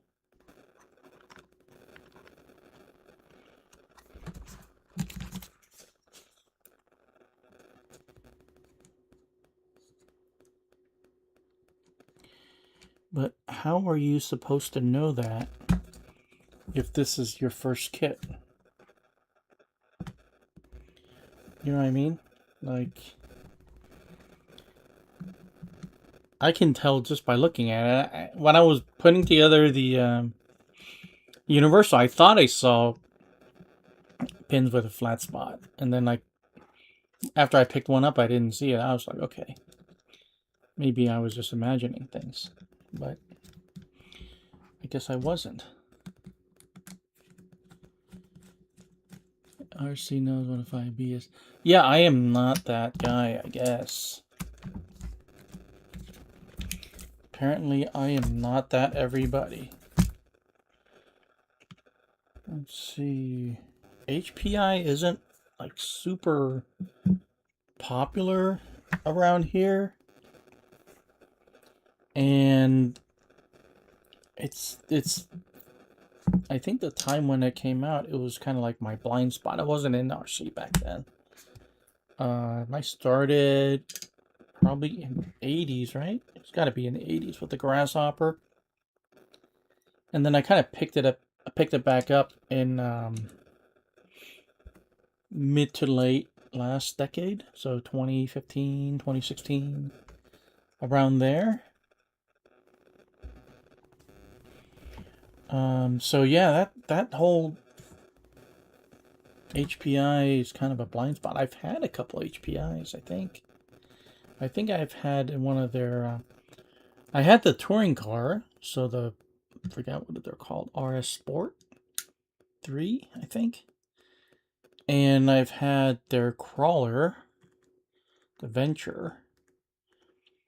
And those are gone. Those are long gone, because there's just not much parts availability around here.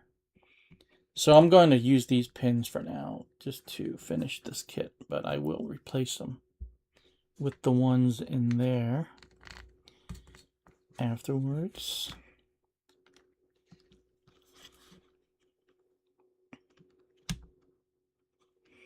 Yeah, fifth scale. I never got into fifth scale. I can't afford fifth scale. I think I'm going to stay in 10 scale. I have one 8th scale. Yeah, I have a Kyosho Nitro Buggy. I have the MP9, but that's it. That's the only 8th scale that I have. Everything else is 10 scale. 12 scale and 10 scale, I think it's the same thing. I consider them the same thing. But that's all I have. And I don't think I'm going to change. I'm not going to go smaller. I know the small scales are very popular right now, but I'm not going to go there. I'm tempted to buy mini Zs all the time because of all the cool ones they have, but I just resist. Because that's another rabbit hole I don't want to go down. 10 scales is expensive enough already. So, if I were to only own one RC car for the rest of my life, it would be... I think people would say, for me, it would be the TT02, right? No, it's not. If I can only have one for the rest of my life, it would be the Traxxas Slash. Because there is so much you can do with the Slash. You can turn it into almost anything. It can be a track car, it can be a basher. Not a very good track car, by the way. Let me point that out. Capable. If you're racing against other Slash, fine. It's inexpensive. There's tons and tons of aftermarket parts. Easy to fix, easy to work on. It takes pretty much any electronics you need, right? There's nothing proprietary about it. Yeah, so it would be the Traxxas Slash for me. Ironically, right? Because, you know, I'm not a big fan. Not a big fan of Traxxas, but I would pick I would definitely pick a Slash. Okay, I think I can guess the rest of this because it's just the electronics, but I will find it. So mid-mount,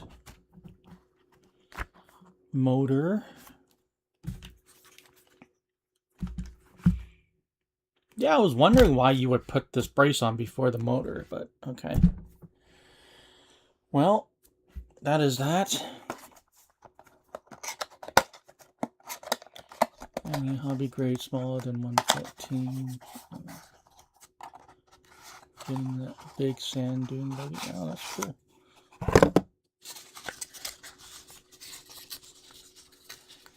Oh, I forgot the name of that.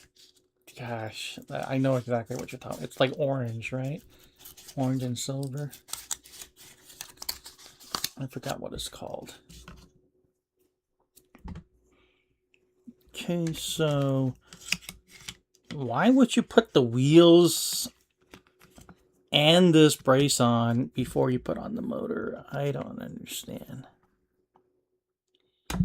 Oh well, I guess we'll find out. Let's put on the pinion gear first. I'm gonna make my life easier. I'm gonna make my life easier.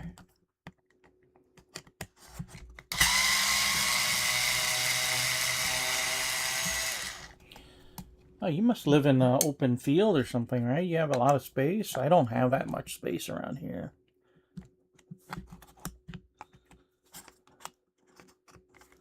That's cool.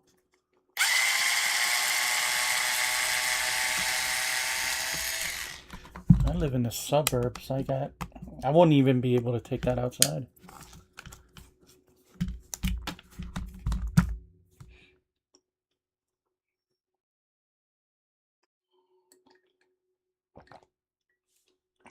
I'm lucky to have several tracks around here for 10 scale on-road. There is an 8 scale off-road as well. But yeah, I don't think they allow you to put on a 5th scale. Let's see, bag 7. Here we go.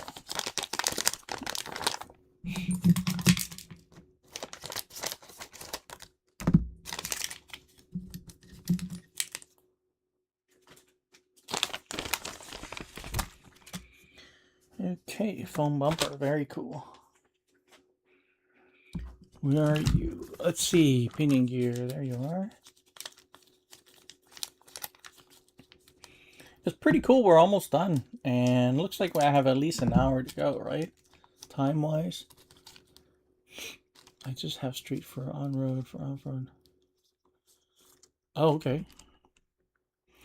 Where are you located? NEC Avenue? That's an E, right? NEC.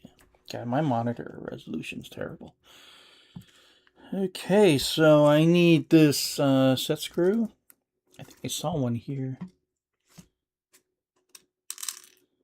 Nope. Anyway, so I'll just cut this out.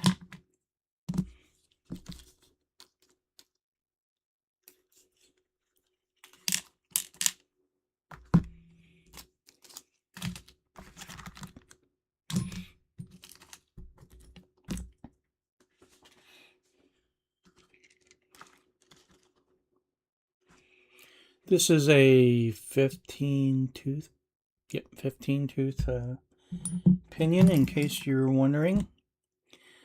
And funny thing, when I was first trying to come, oh, I am right up the freeway from you, my friend. I am right off the 57 freeway. Let's see. So this is upside down. We'll check the gear mesh in a second. 15 is going to be this screw hole. That one. This is 15 tooth pinion. So I'm going to line up these two holes with these two, the inner one and that one.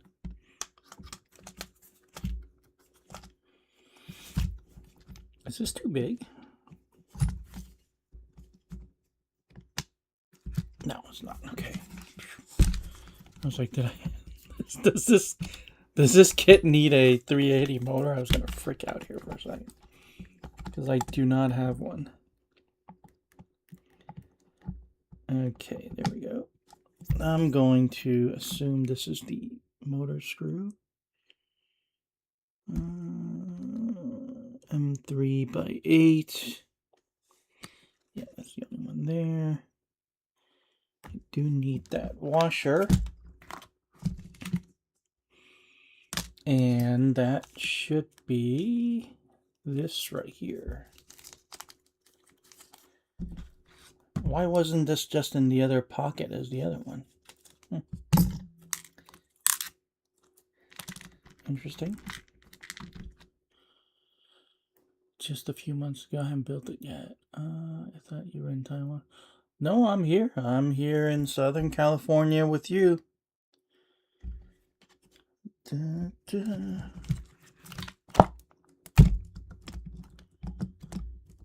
Let's see.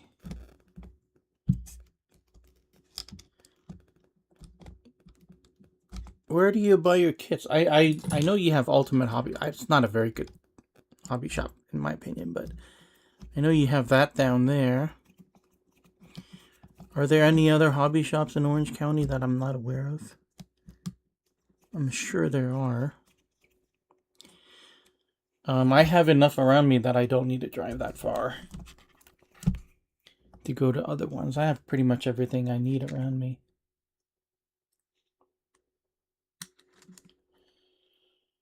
Thank you for watching. Appreciate it.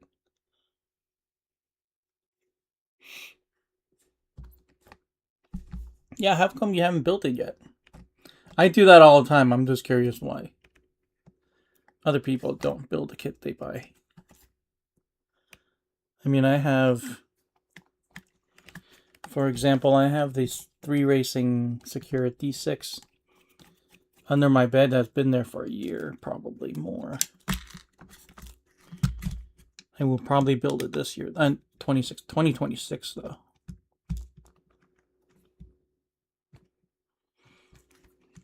I need to stay in frame. Okay, there we go.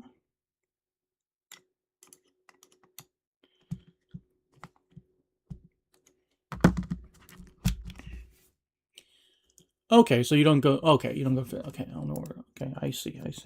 Okay, I do the same, but I do enjoy going to the hobby shop.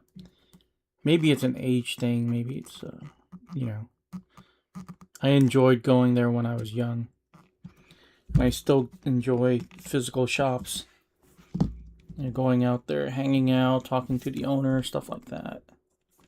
I still enjoy it. Okay. That was pretty easy. Not much harder than a Tamiya kit. In terms of mounting the motor. Let's come over here. Why is this so complicated? What for? What do we have going on here? So we got the bumper mount, the bumper and the cover, and these 2 posts. Got it.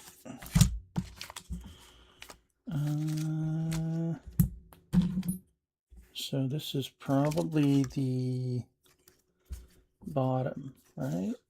So this is the bottom. This is the bumper.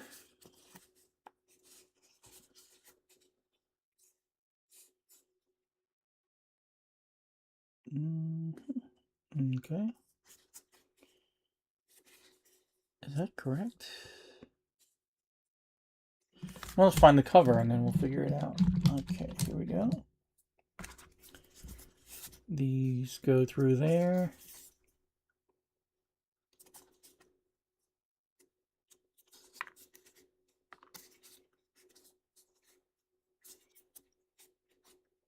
I got like 20 different kits. Oh, nice. What else did you get?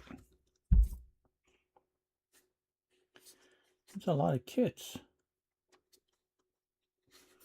I'm curious what kits you got.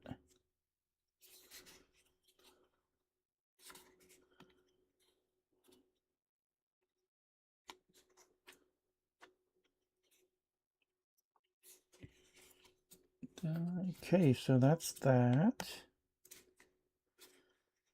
So there's a lot of screws going on here.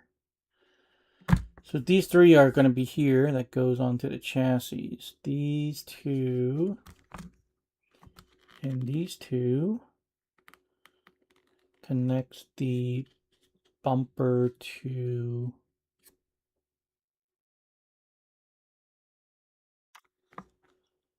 the cover. And these posts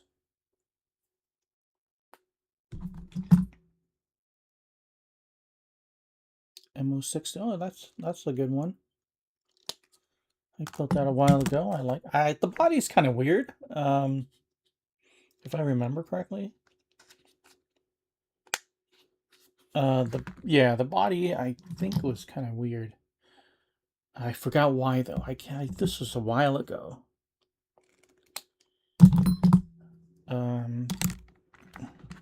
I've already sold that off. I have no idea. I don't remember much about it. I did try to paint it in a livery that was very interesting. It was white, red, and gold, and it came from a picture from a original Europa. Let's see. So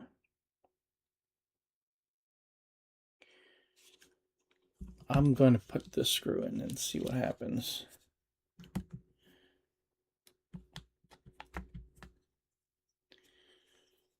Rally 1. Okay. Cool, cool, cool. Any crawlers? Any buggies? You can't go wrong with a TTO2, right?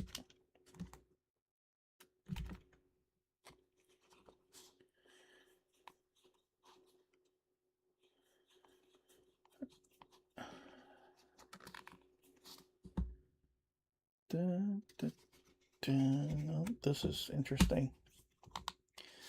Alrighty, and then hopefully like that. Right. So 3 screws through here.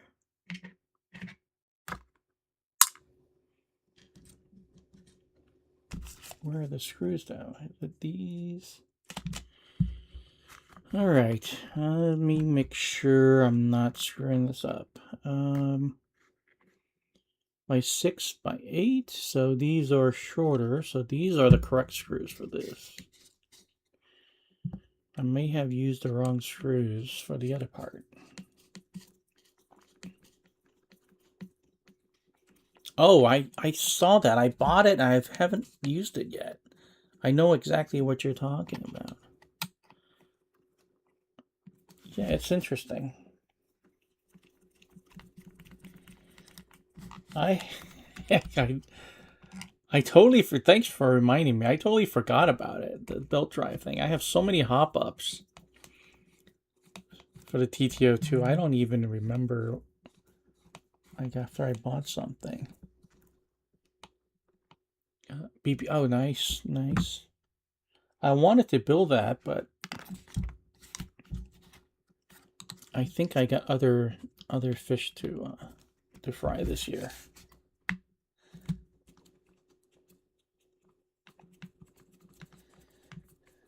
Or 2026, I'm thinking.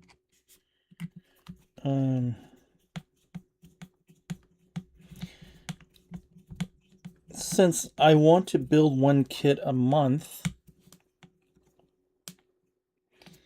other than whatever I already have this year, I want to try to keep the kits to under $200 each.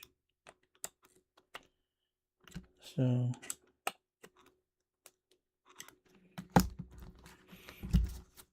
yeah, the BBX was kind of out of my budget in terms of what I want to accomplish this year at 2026.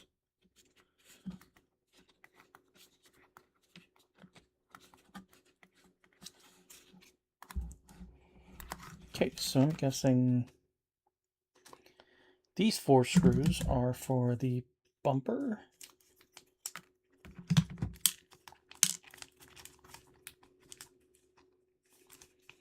TTO2 Porsche, the blue one or the black one? The 992 GT3 or the 3S, I think. I built the blue body like 3 times. I was trying to get it nice for a friend as a gift, and I just kept screwing it up. But I think I finally got it. Regular blue one. Oh, you know what? That is a very challenging... Never mind the kit. I'm sure you can build a kit like with your eyes closed, right? But that body... Oh, man. Read that carefully. That is a challenging body. The body is just as hard to build as the kit. Probably even harder. Skill-wise.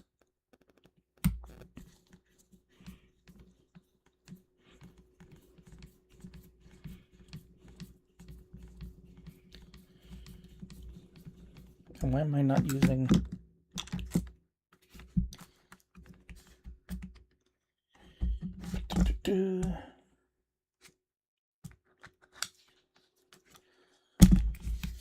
No, it's you'll see what I mean. You will see what I mean.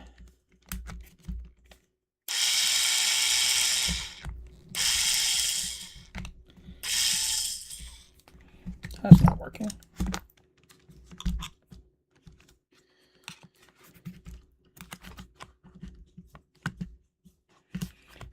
This post isn't captured, so tightening this screw is quite difficult.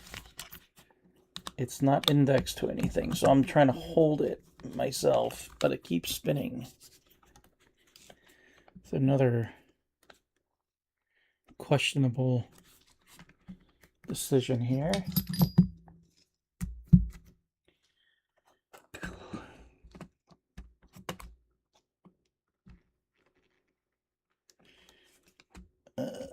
I can't hold it. Let's see, this way. Holding it at a weird angle, trying to hold it up for the camera. Let me stand up. PUBG game like Thunder Tiger.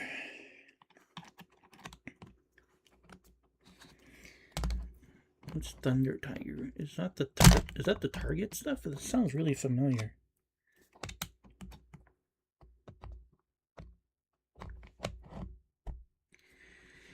I've never played PUBG, but I know what you're talking about.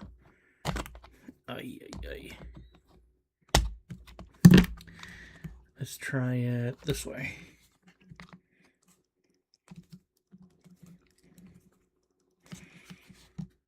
Alright, that's just questionable design, but that's okay.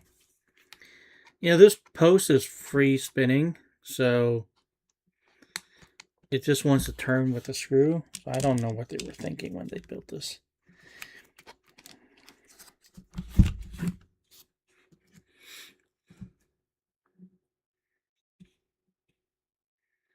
Oh, nice.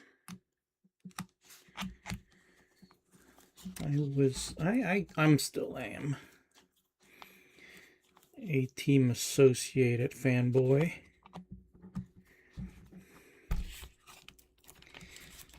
Definitely not a TLR person. If I had to choose, it would definitely be Team Associated. I use Reedy Electronics all the time. Not that they're excellent or anything. It's just I like their trade-in program. Trade in broken stuff for new stuff. Even though it's not like super cheap, but it's still name brand. Okay, there we go. Yeah, PUBG is pretty old. Fortnite is pretty old at this point.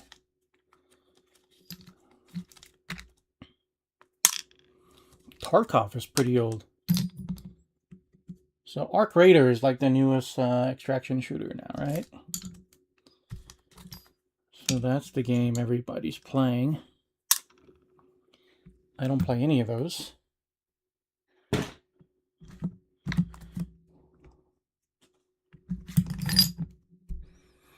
I'm waiting for DMZ to come back next year. I like that extraction shooter. One more screw here. For some reason, there is just one more screw. And it's a small M26. It's a small flathead screw. Probably in here. Nope.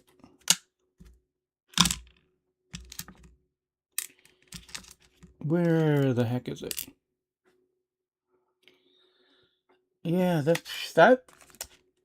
You know what? I played DMZ on a limb. I just got bored of playing multiplayer. And I saw that mode. And the first, like, 3 times I went into the game, I got killed by AI. Like, within the first 15 seconds. And I'm wondering, why am I so bad at this? I couldn't figure out why. And then I realized that I didn't take the AI seriously. And the whole plating system and everything I had to get used to.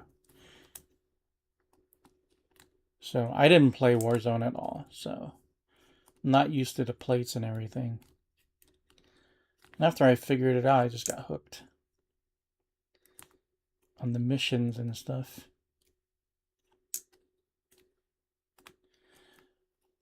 Yeah, I'm playing Endgame right now. I don't know if you know what that is. It's like very... Nobody plays it really. It's in Black Ops 7 right now. It's one of the game modes. It's like a wannabe extraction shooter. It's okay for what it is right now. It's taking up the time, so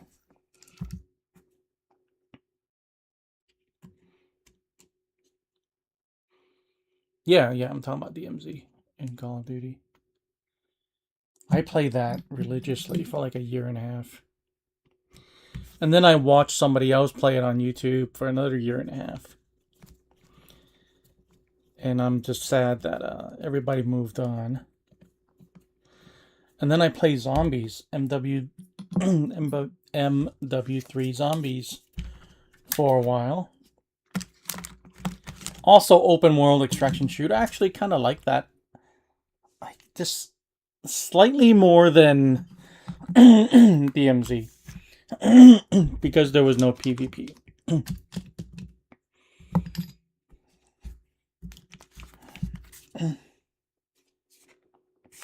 And there isn't as much like toxic people in W3 Zombies. How do we get to video games all of a sudden? Yeah.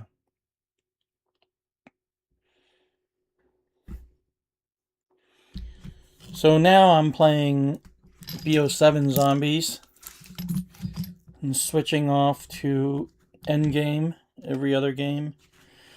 Doing the dailies, doing the weeklies, and that's pretty much it. Not doing much else, gaming-wise. Alright, we're there. Let's see. Do I want to use these little plates to mount the electronics, or do I want to do something else? Let me see. I haven't even tested the transmitter receiver yet. We'll see how that goes. PUBG license, right? You're right. Very cool.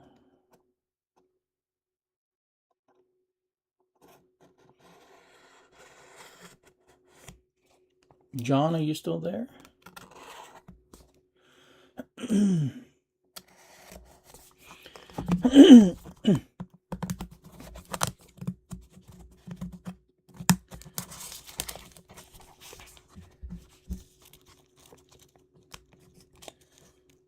keep the box intact if I can.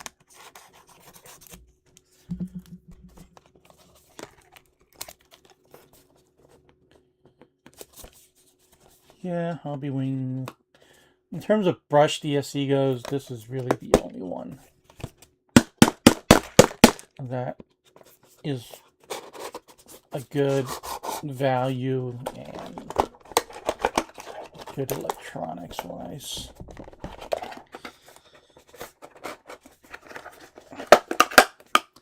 I've tested pretty much all of the ones out there, and this is, I mean, it's $21. You can't beat that.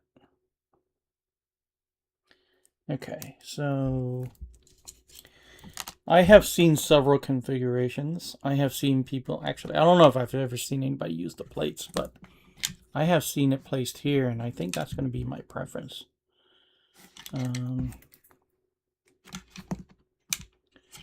Let's see.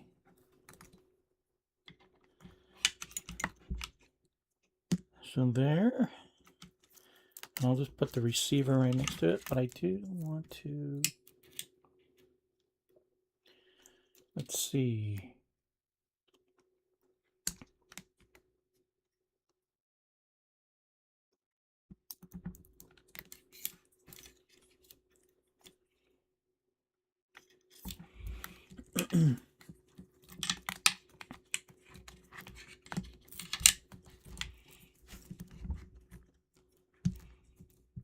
Not sticking out too far.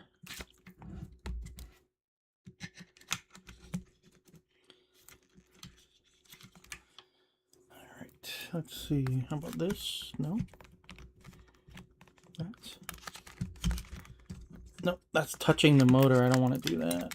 Okay. So like this. Like this. No, so it's going to be either like this, which looks okay.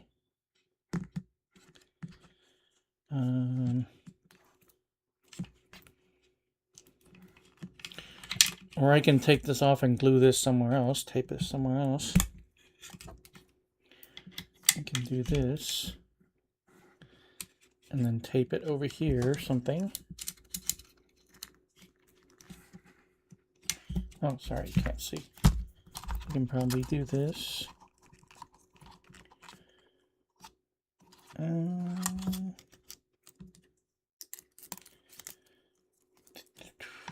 Let's see.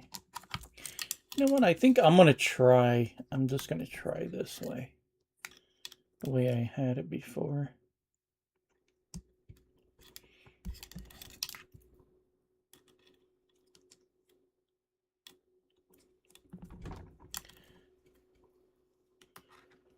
I'm going to try this way and see how that works out.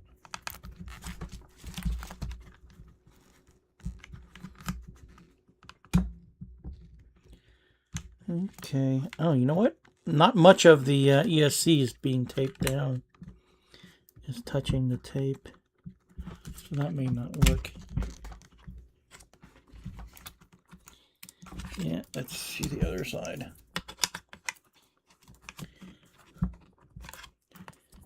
Or I can tape it up like this.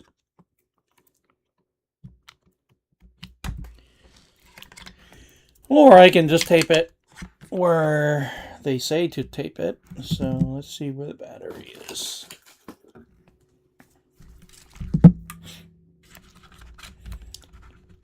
You know what? This battery's never coming out because this is too hard to tape. Look at this. I'm just going to keep the battery in here, even when I'm charging this. I know you're not supposed to. But, yeah. This is not the best design. Anyway, so can do that. You know what? That's not bad. I kind of like this. Yeah. Maybe this side.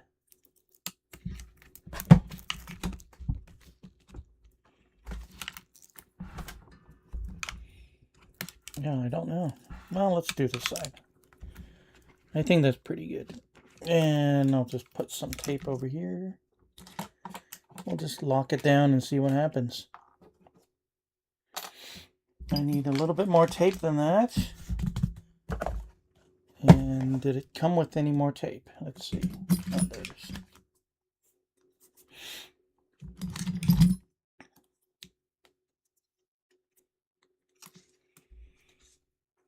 Yeah, 90% 3. I don't think I have any 3S batteries. Oh, I have one for the TRX4, but that's it.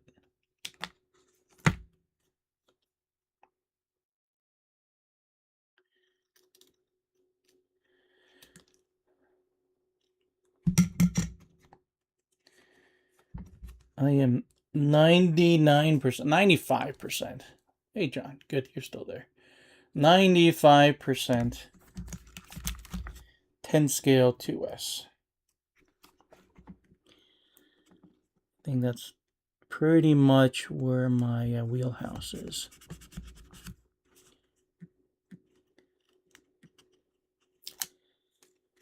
And if I had to narrow it down even more, and maybe only live off one car for this channel, it would just be the TT02. I don't think I can get away from the TT02.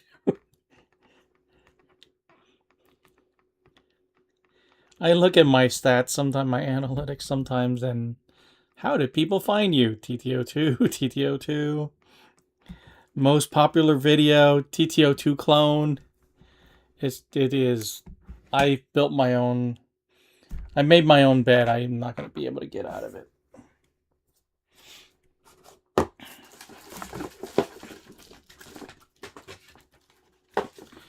If I were to stop building TT02s or just touring cars in general, I might as well just start a new channel because it's just what it is. I think I would lose more people if I start building other things. Like if I started building airplanes, for example, if I started becoming an airplane channel or boats or whatever, I might as well just start a new channel. Because there's just too many people that would just immediately unsubscribe. All right, well, yeah, that's working. So I think this is a good arrangement. I'm glad I got this ESC with the Dean's connector and this battery that comes with the leads already. That's cool. Okay.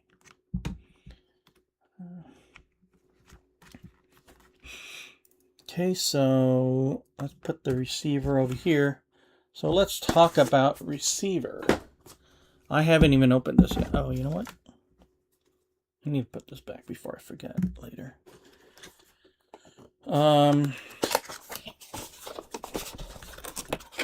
I haven't even opened this. I haven't.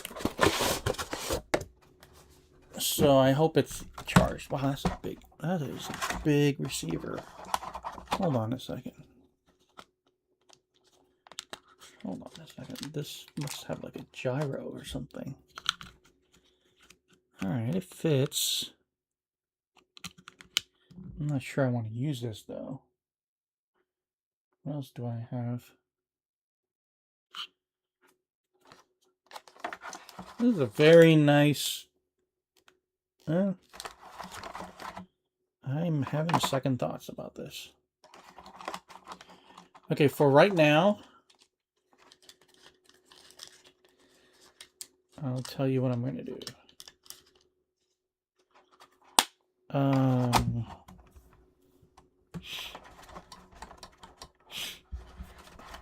Okay, well, I guess I'll be fine. I'll just buy another one. Because this is only one memory. There's no, you can't have other cars on here. And I do want to have apples to apples with the, unless I don't have this battery. What the heck battery is this? Is this a CR123? Hold on. What battery is this? It doesn't look like AA.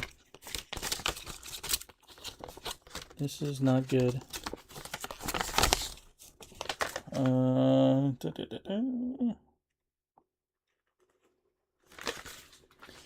I don't think I read the,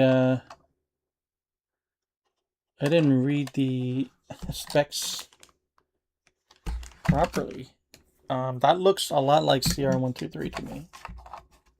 That is definitely not. Oh, it's... Oh gosh, those. I hate those. Well, okay, I'm not using this then. That's even worse than a CR123. I have CR123s. I definitely do not have one of those. I don't think... Yeah, I don't have one right now. So I'm going to use something else.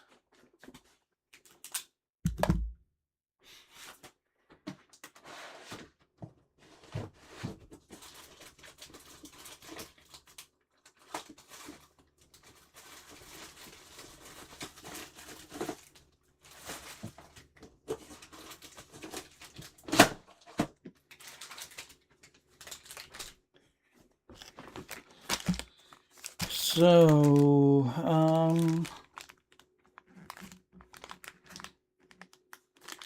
I can get this one to work probably the fastest.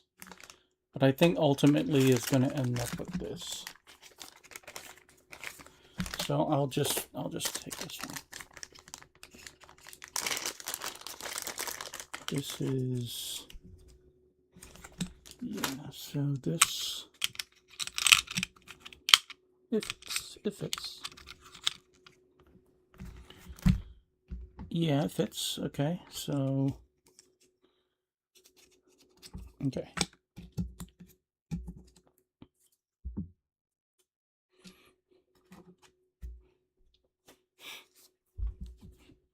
Yeah, I'm sure it's, I've just seen, that one should have, it has it does? Oh, okay. I didn't read the specs carefully, I guess. I just saw it was $35 and I thought I'd give it a try. That would be my fault.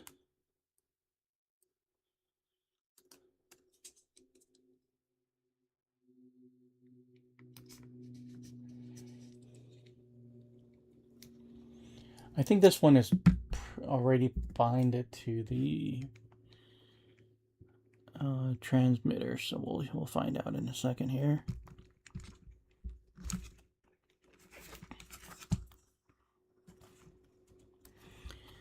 I also forgot which side is which. Which is A, which is 1, which is 2. We'll find out in a second here.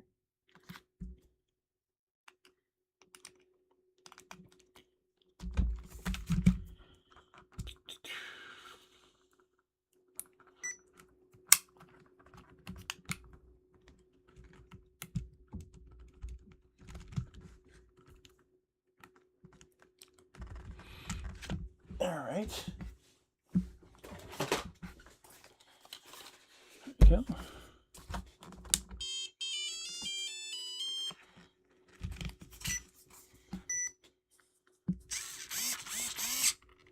Okay, that's backwards, but that's working. Okay. Something is shaking back here, though.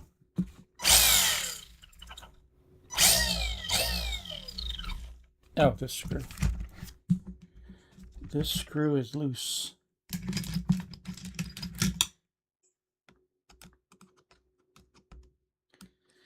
A little bit loose. Oh. I think.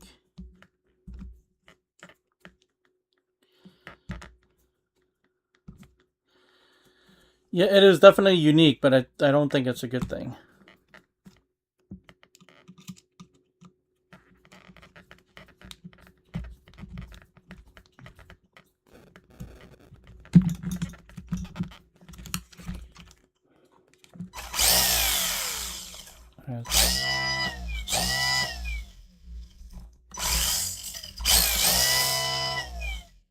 It's, I don't know if you noticed or not, but this is direct drive.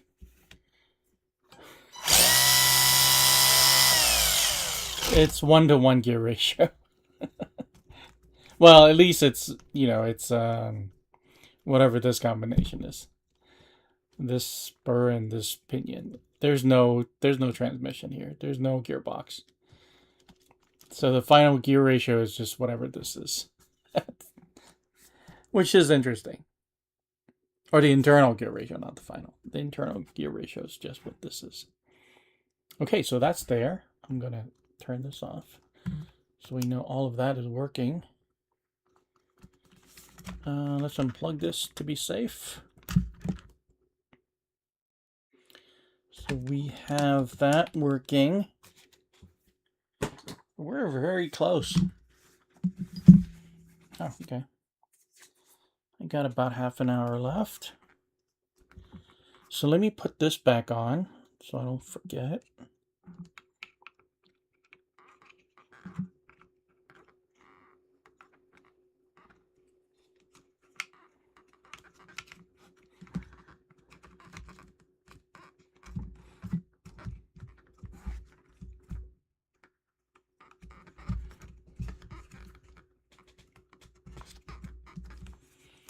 There we go. Let's see.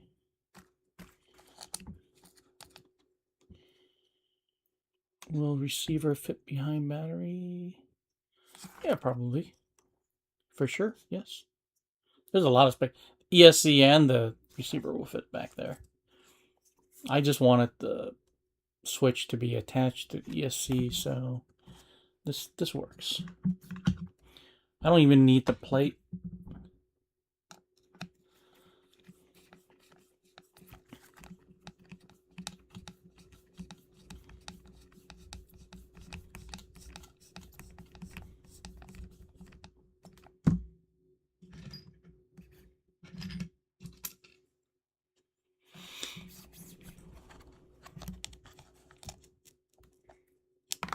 Nope.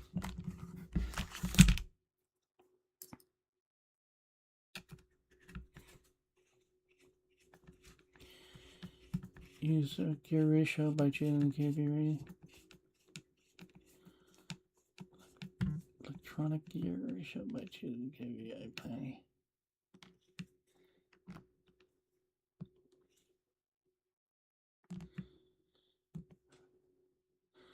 Yeah, I think so. I I hardly ever use sensorless brushless. I don't. Last time I used a sensorless brushless was for the Kyosho, the Rampage Outlaw, because that's just a basher, right? That's just raw power, you know, running up and down. It's not like a track car. So for this, I mentioned it before. I actually bought a Hobby Wing combo. I'll bring it out in a second here. Yeah, indeed, he's building. Yeah, that is true. I'm just not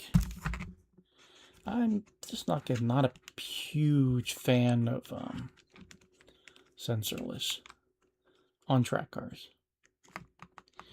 I mean, if I was gonna build a speed run car, I would use a sensorless. It's just such an interesting design. It's neat. I like the balance. I'm holding it in my hand right now, and I can feel all the weight is in the middle. Obviously, the battery's here. It's so balanced. I like this chassis in terms of the layout. How it drives and everything else, I don't know, but so far, I'm pretty happy with this. I mean, the manual needs work, but you know, everything else, I'm pretty satisfied with. Yeah, it's definitely a paint car. Yeah, exactly. You know, direct drive. Craziness.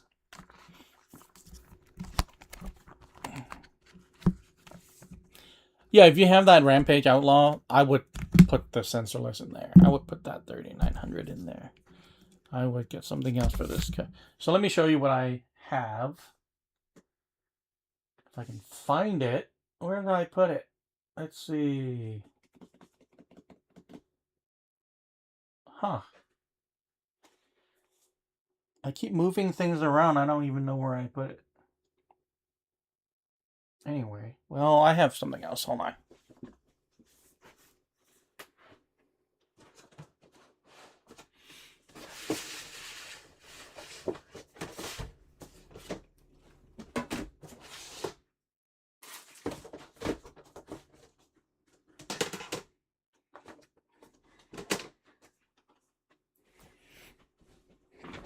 So normally for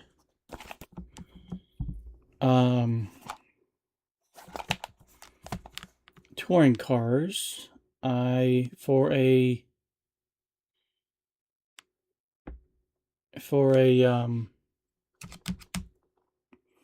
M chassis, I would just use the just stock 21.5, which I think this is. It doesn't say here. I don't remember what this is. Oh, it would be that one, I think.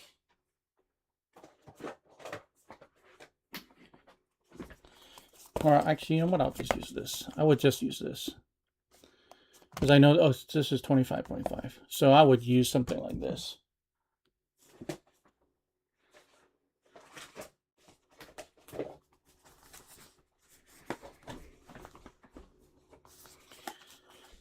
Or I can use the Reedy. No, this is 13.5. Definitely not putting a 13.5 on this. I'm going to save that for a drift car. So this is Rocket RC. I bought this, I don't even remember, a couple of years ago. What is this? 17.5. So I know I bought it just recently. I bought a quick run brushless censored combo. Where the heck is it?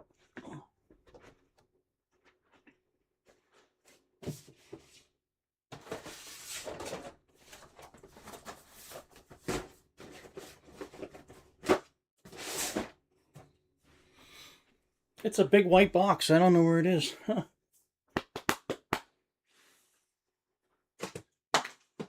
Is it here? Oh, there it is.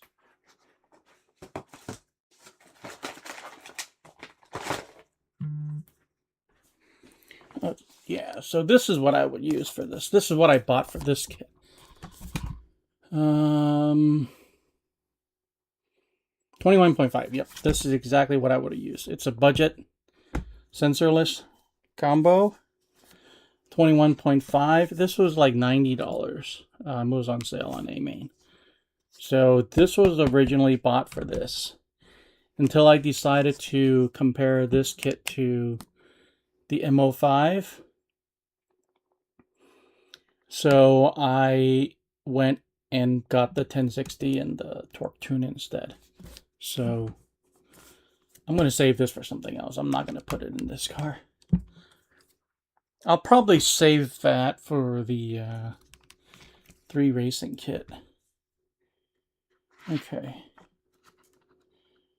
All right, I'll try to do this real quick because it is part of the kit. Just kind of got off track there. Yeah, that is it. Yeah. Yep. Tooth on the spur gear. Oh, brother, that's a good question.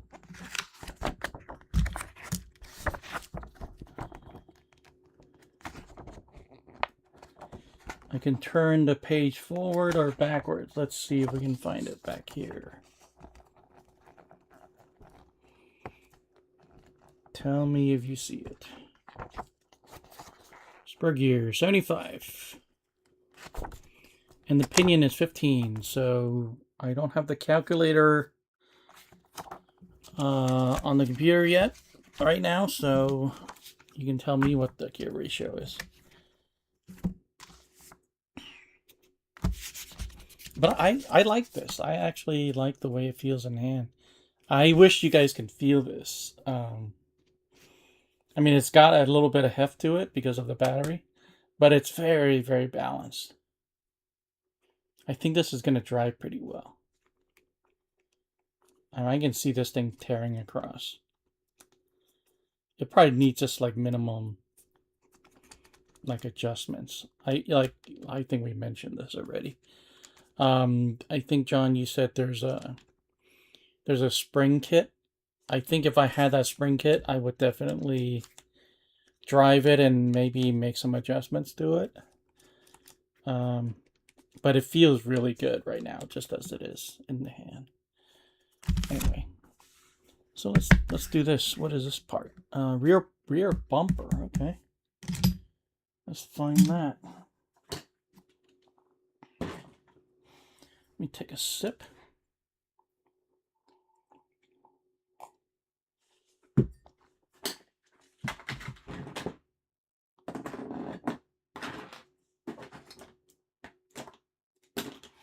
I consider this kit done already, by the way. I'm just hanging out now. This is just like frivolous things. It's not part of the kit, really.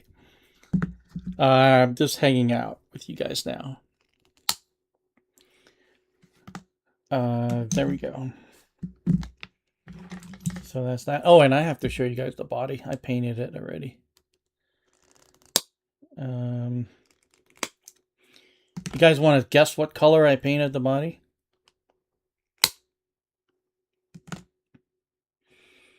Remember, this is I built this as a track car for racing. So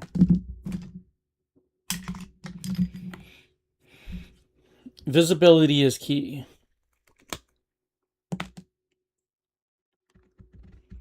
I think I'll only need one of these here. I don't think.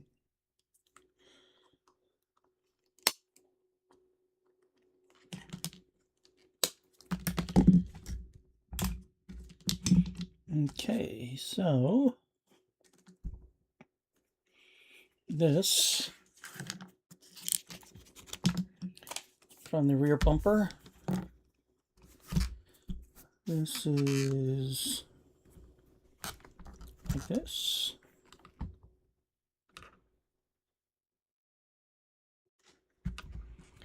And M310. This one.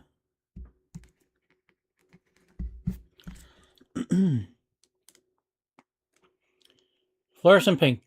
Good guess, but no. Motor mount holds up. I think it is. I think where it is right now. Oh, you know what?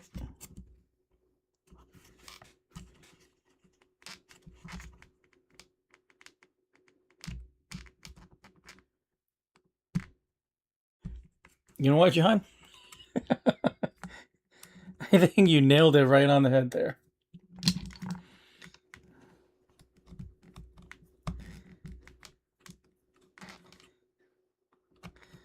I think your suspicions might be correct.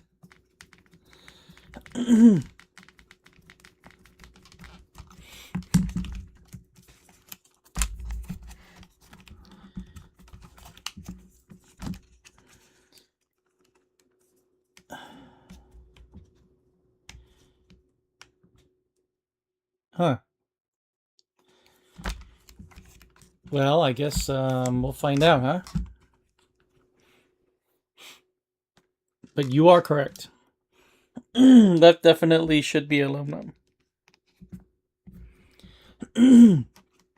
But it's a brush motor. It's okay for now. It's okay.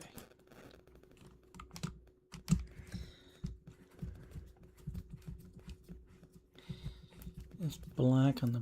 No, it's definitely not aluminum right now. It's plastic. What I'm saying is, I think there is a need for an aluminum one, like you suspected. I'm just ever so gently wiggling this, and I feel like it's an unacceptable amount of play. I don't think you can see it. Maybe you can. Can you see how much flex it has?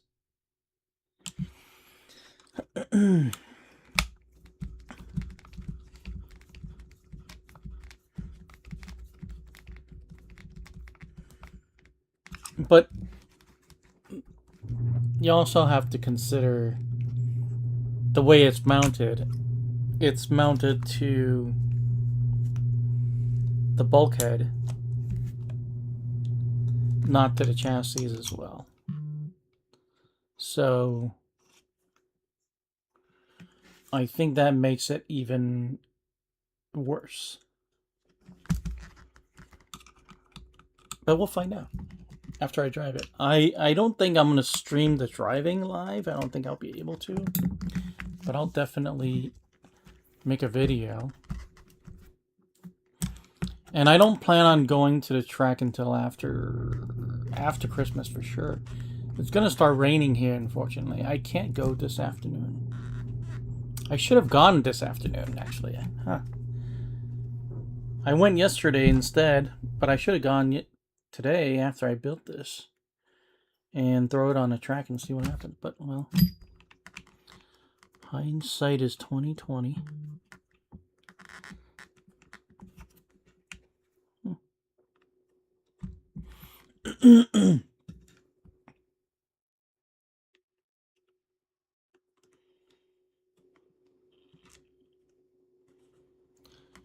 No, actually, here.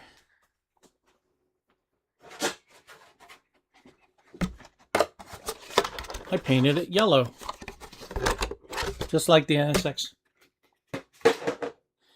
And that's the yellow, that's the Spastics yellow that I was talking about. The reason I painted it yellow, one, that's just kind of, other than the Marlboro livery, that's kind of my preferred color for a track. I can see better. I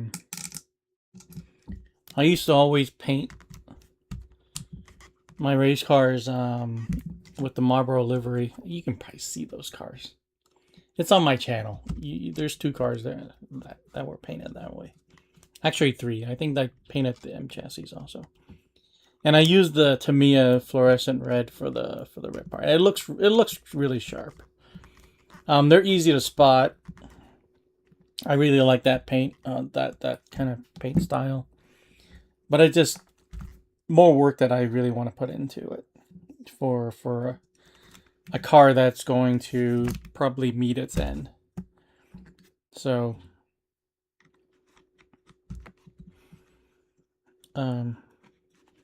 yeah, so I just went with a solid color.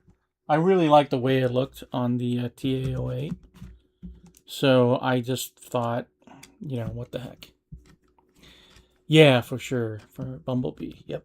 Definitely easy to see, John. That's exactly. Like my track isn't that big. But the driver's stand is not that high.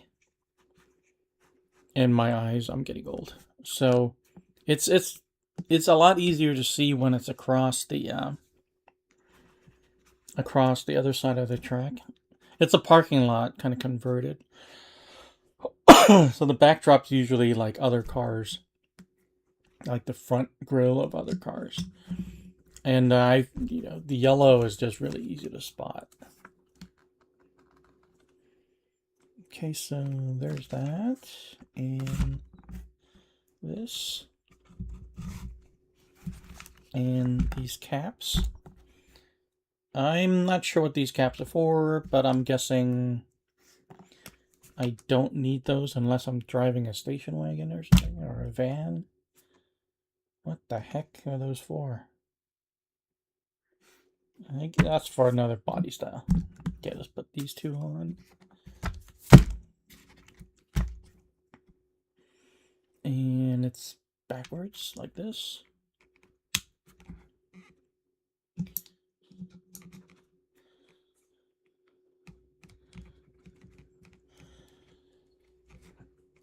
I don't think I'm going to keep this car very long. I think this is going to go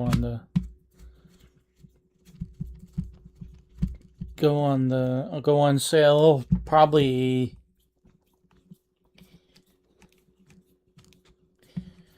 shortly after I make the track video, because I have the Cero coming. I have the 3 Racing Cero coming. That's an M chassis. And I know that's going to drive better than this. I already know. It's going to drive better than this. I'm going to keep that one. At least I'm going to race with it a couple times before I sell that one. I may race this once at least. I think I will.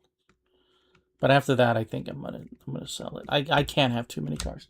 I don't have the space. At one point, I just had way too many cars. And I've had to downsize in the last few years. And I just don't have that much space anymore. I can't keep all the cars. I've had to kind of sell them off as I get new ones.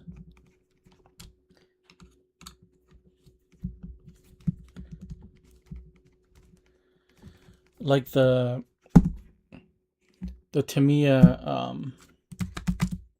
Comical Grasshopper, I sold it on Friday. It just went. It's all-wheel drive. It's belt-driven all-wheel drive.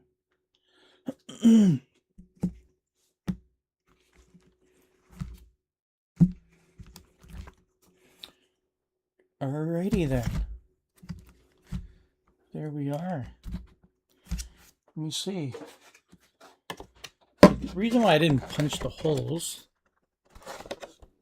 I can see. Oh, there it is. Okay, now I see them. Okay, I'll do that. I didn't do it because I didn't see these. I thought maybe, okay, if I can't see the holes and they're not pre-marked, maybe I'll do a stealth mount, but now that I can see them, I will go ahead and try very hard not to make the holes too big.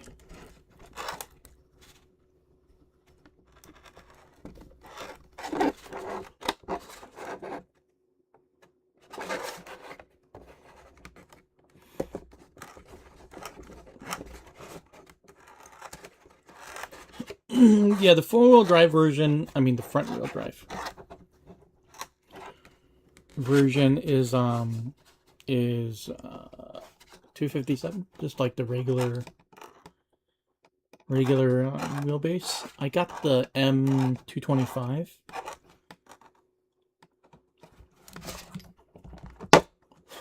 I built the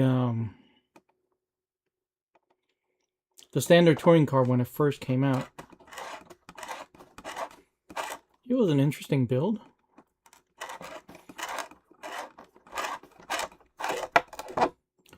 I like the re-racing. Always been a fan. I think I built like 4 or 5 of their kits already.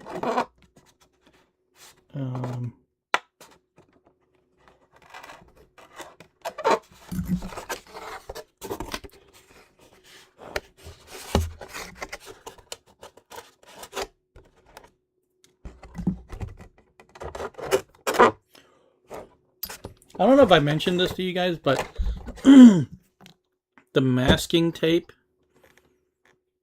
is thicker and pre-cut, but it was really hard to peel off. So it left some sticky substances there. I had to wipe it off with isopropyl alcohol. The decals are also pre-cut, but they're also thicker and they are more brittle.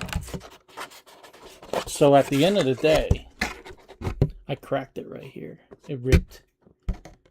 At the end of the day, I think I still prefer the Tamiya decal. Even though I have to spend time cutting them out, I think I would still prefer getting Tamiya decals. I would just prefer Tamiya bodies to begin with. This is a nice body, don't get me wrong. Material's nice. It's not the plastic is not as good as Tamiya. I don't think anybody does bodies better than Tamiya.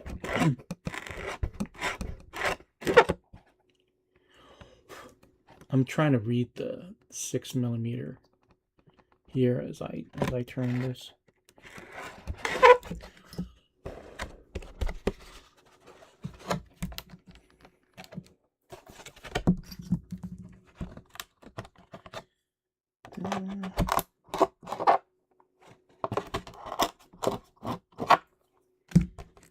Okay, let's see if I got the holes big enough.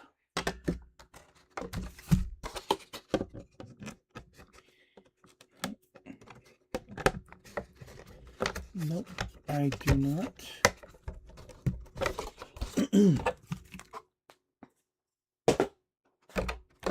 I'm gonna. All right.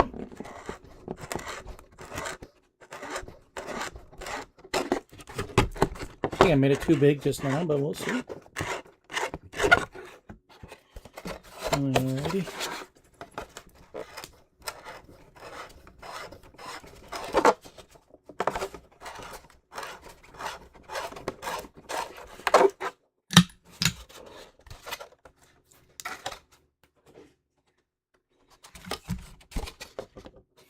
Do you guys use a reamer for the body holes, or you use a drill, or what do you guys use?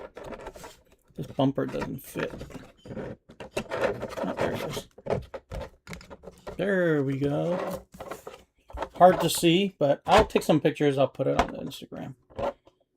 But it's pretty nice. It's pretty nice. I kind of like this kit. I think this car is going to look really good on track. I can tell you that. It's going to look pretty sharp. I need some more decals, but I think it's going to look pretty cool. Alright.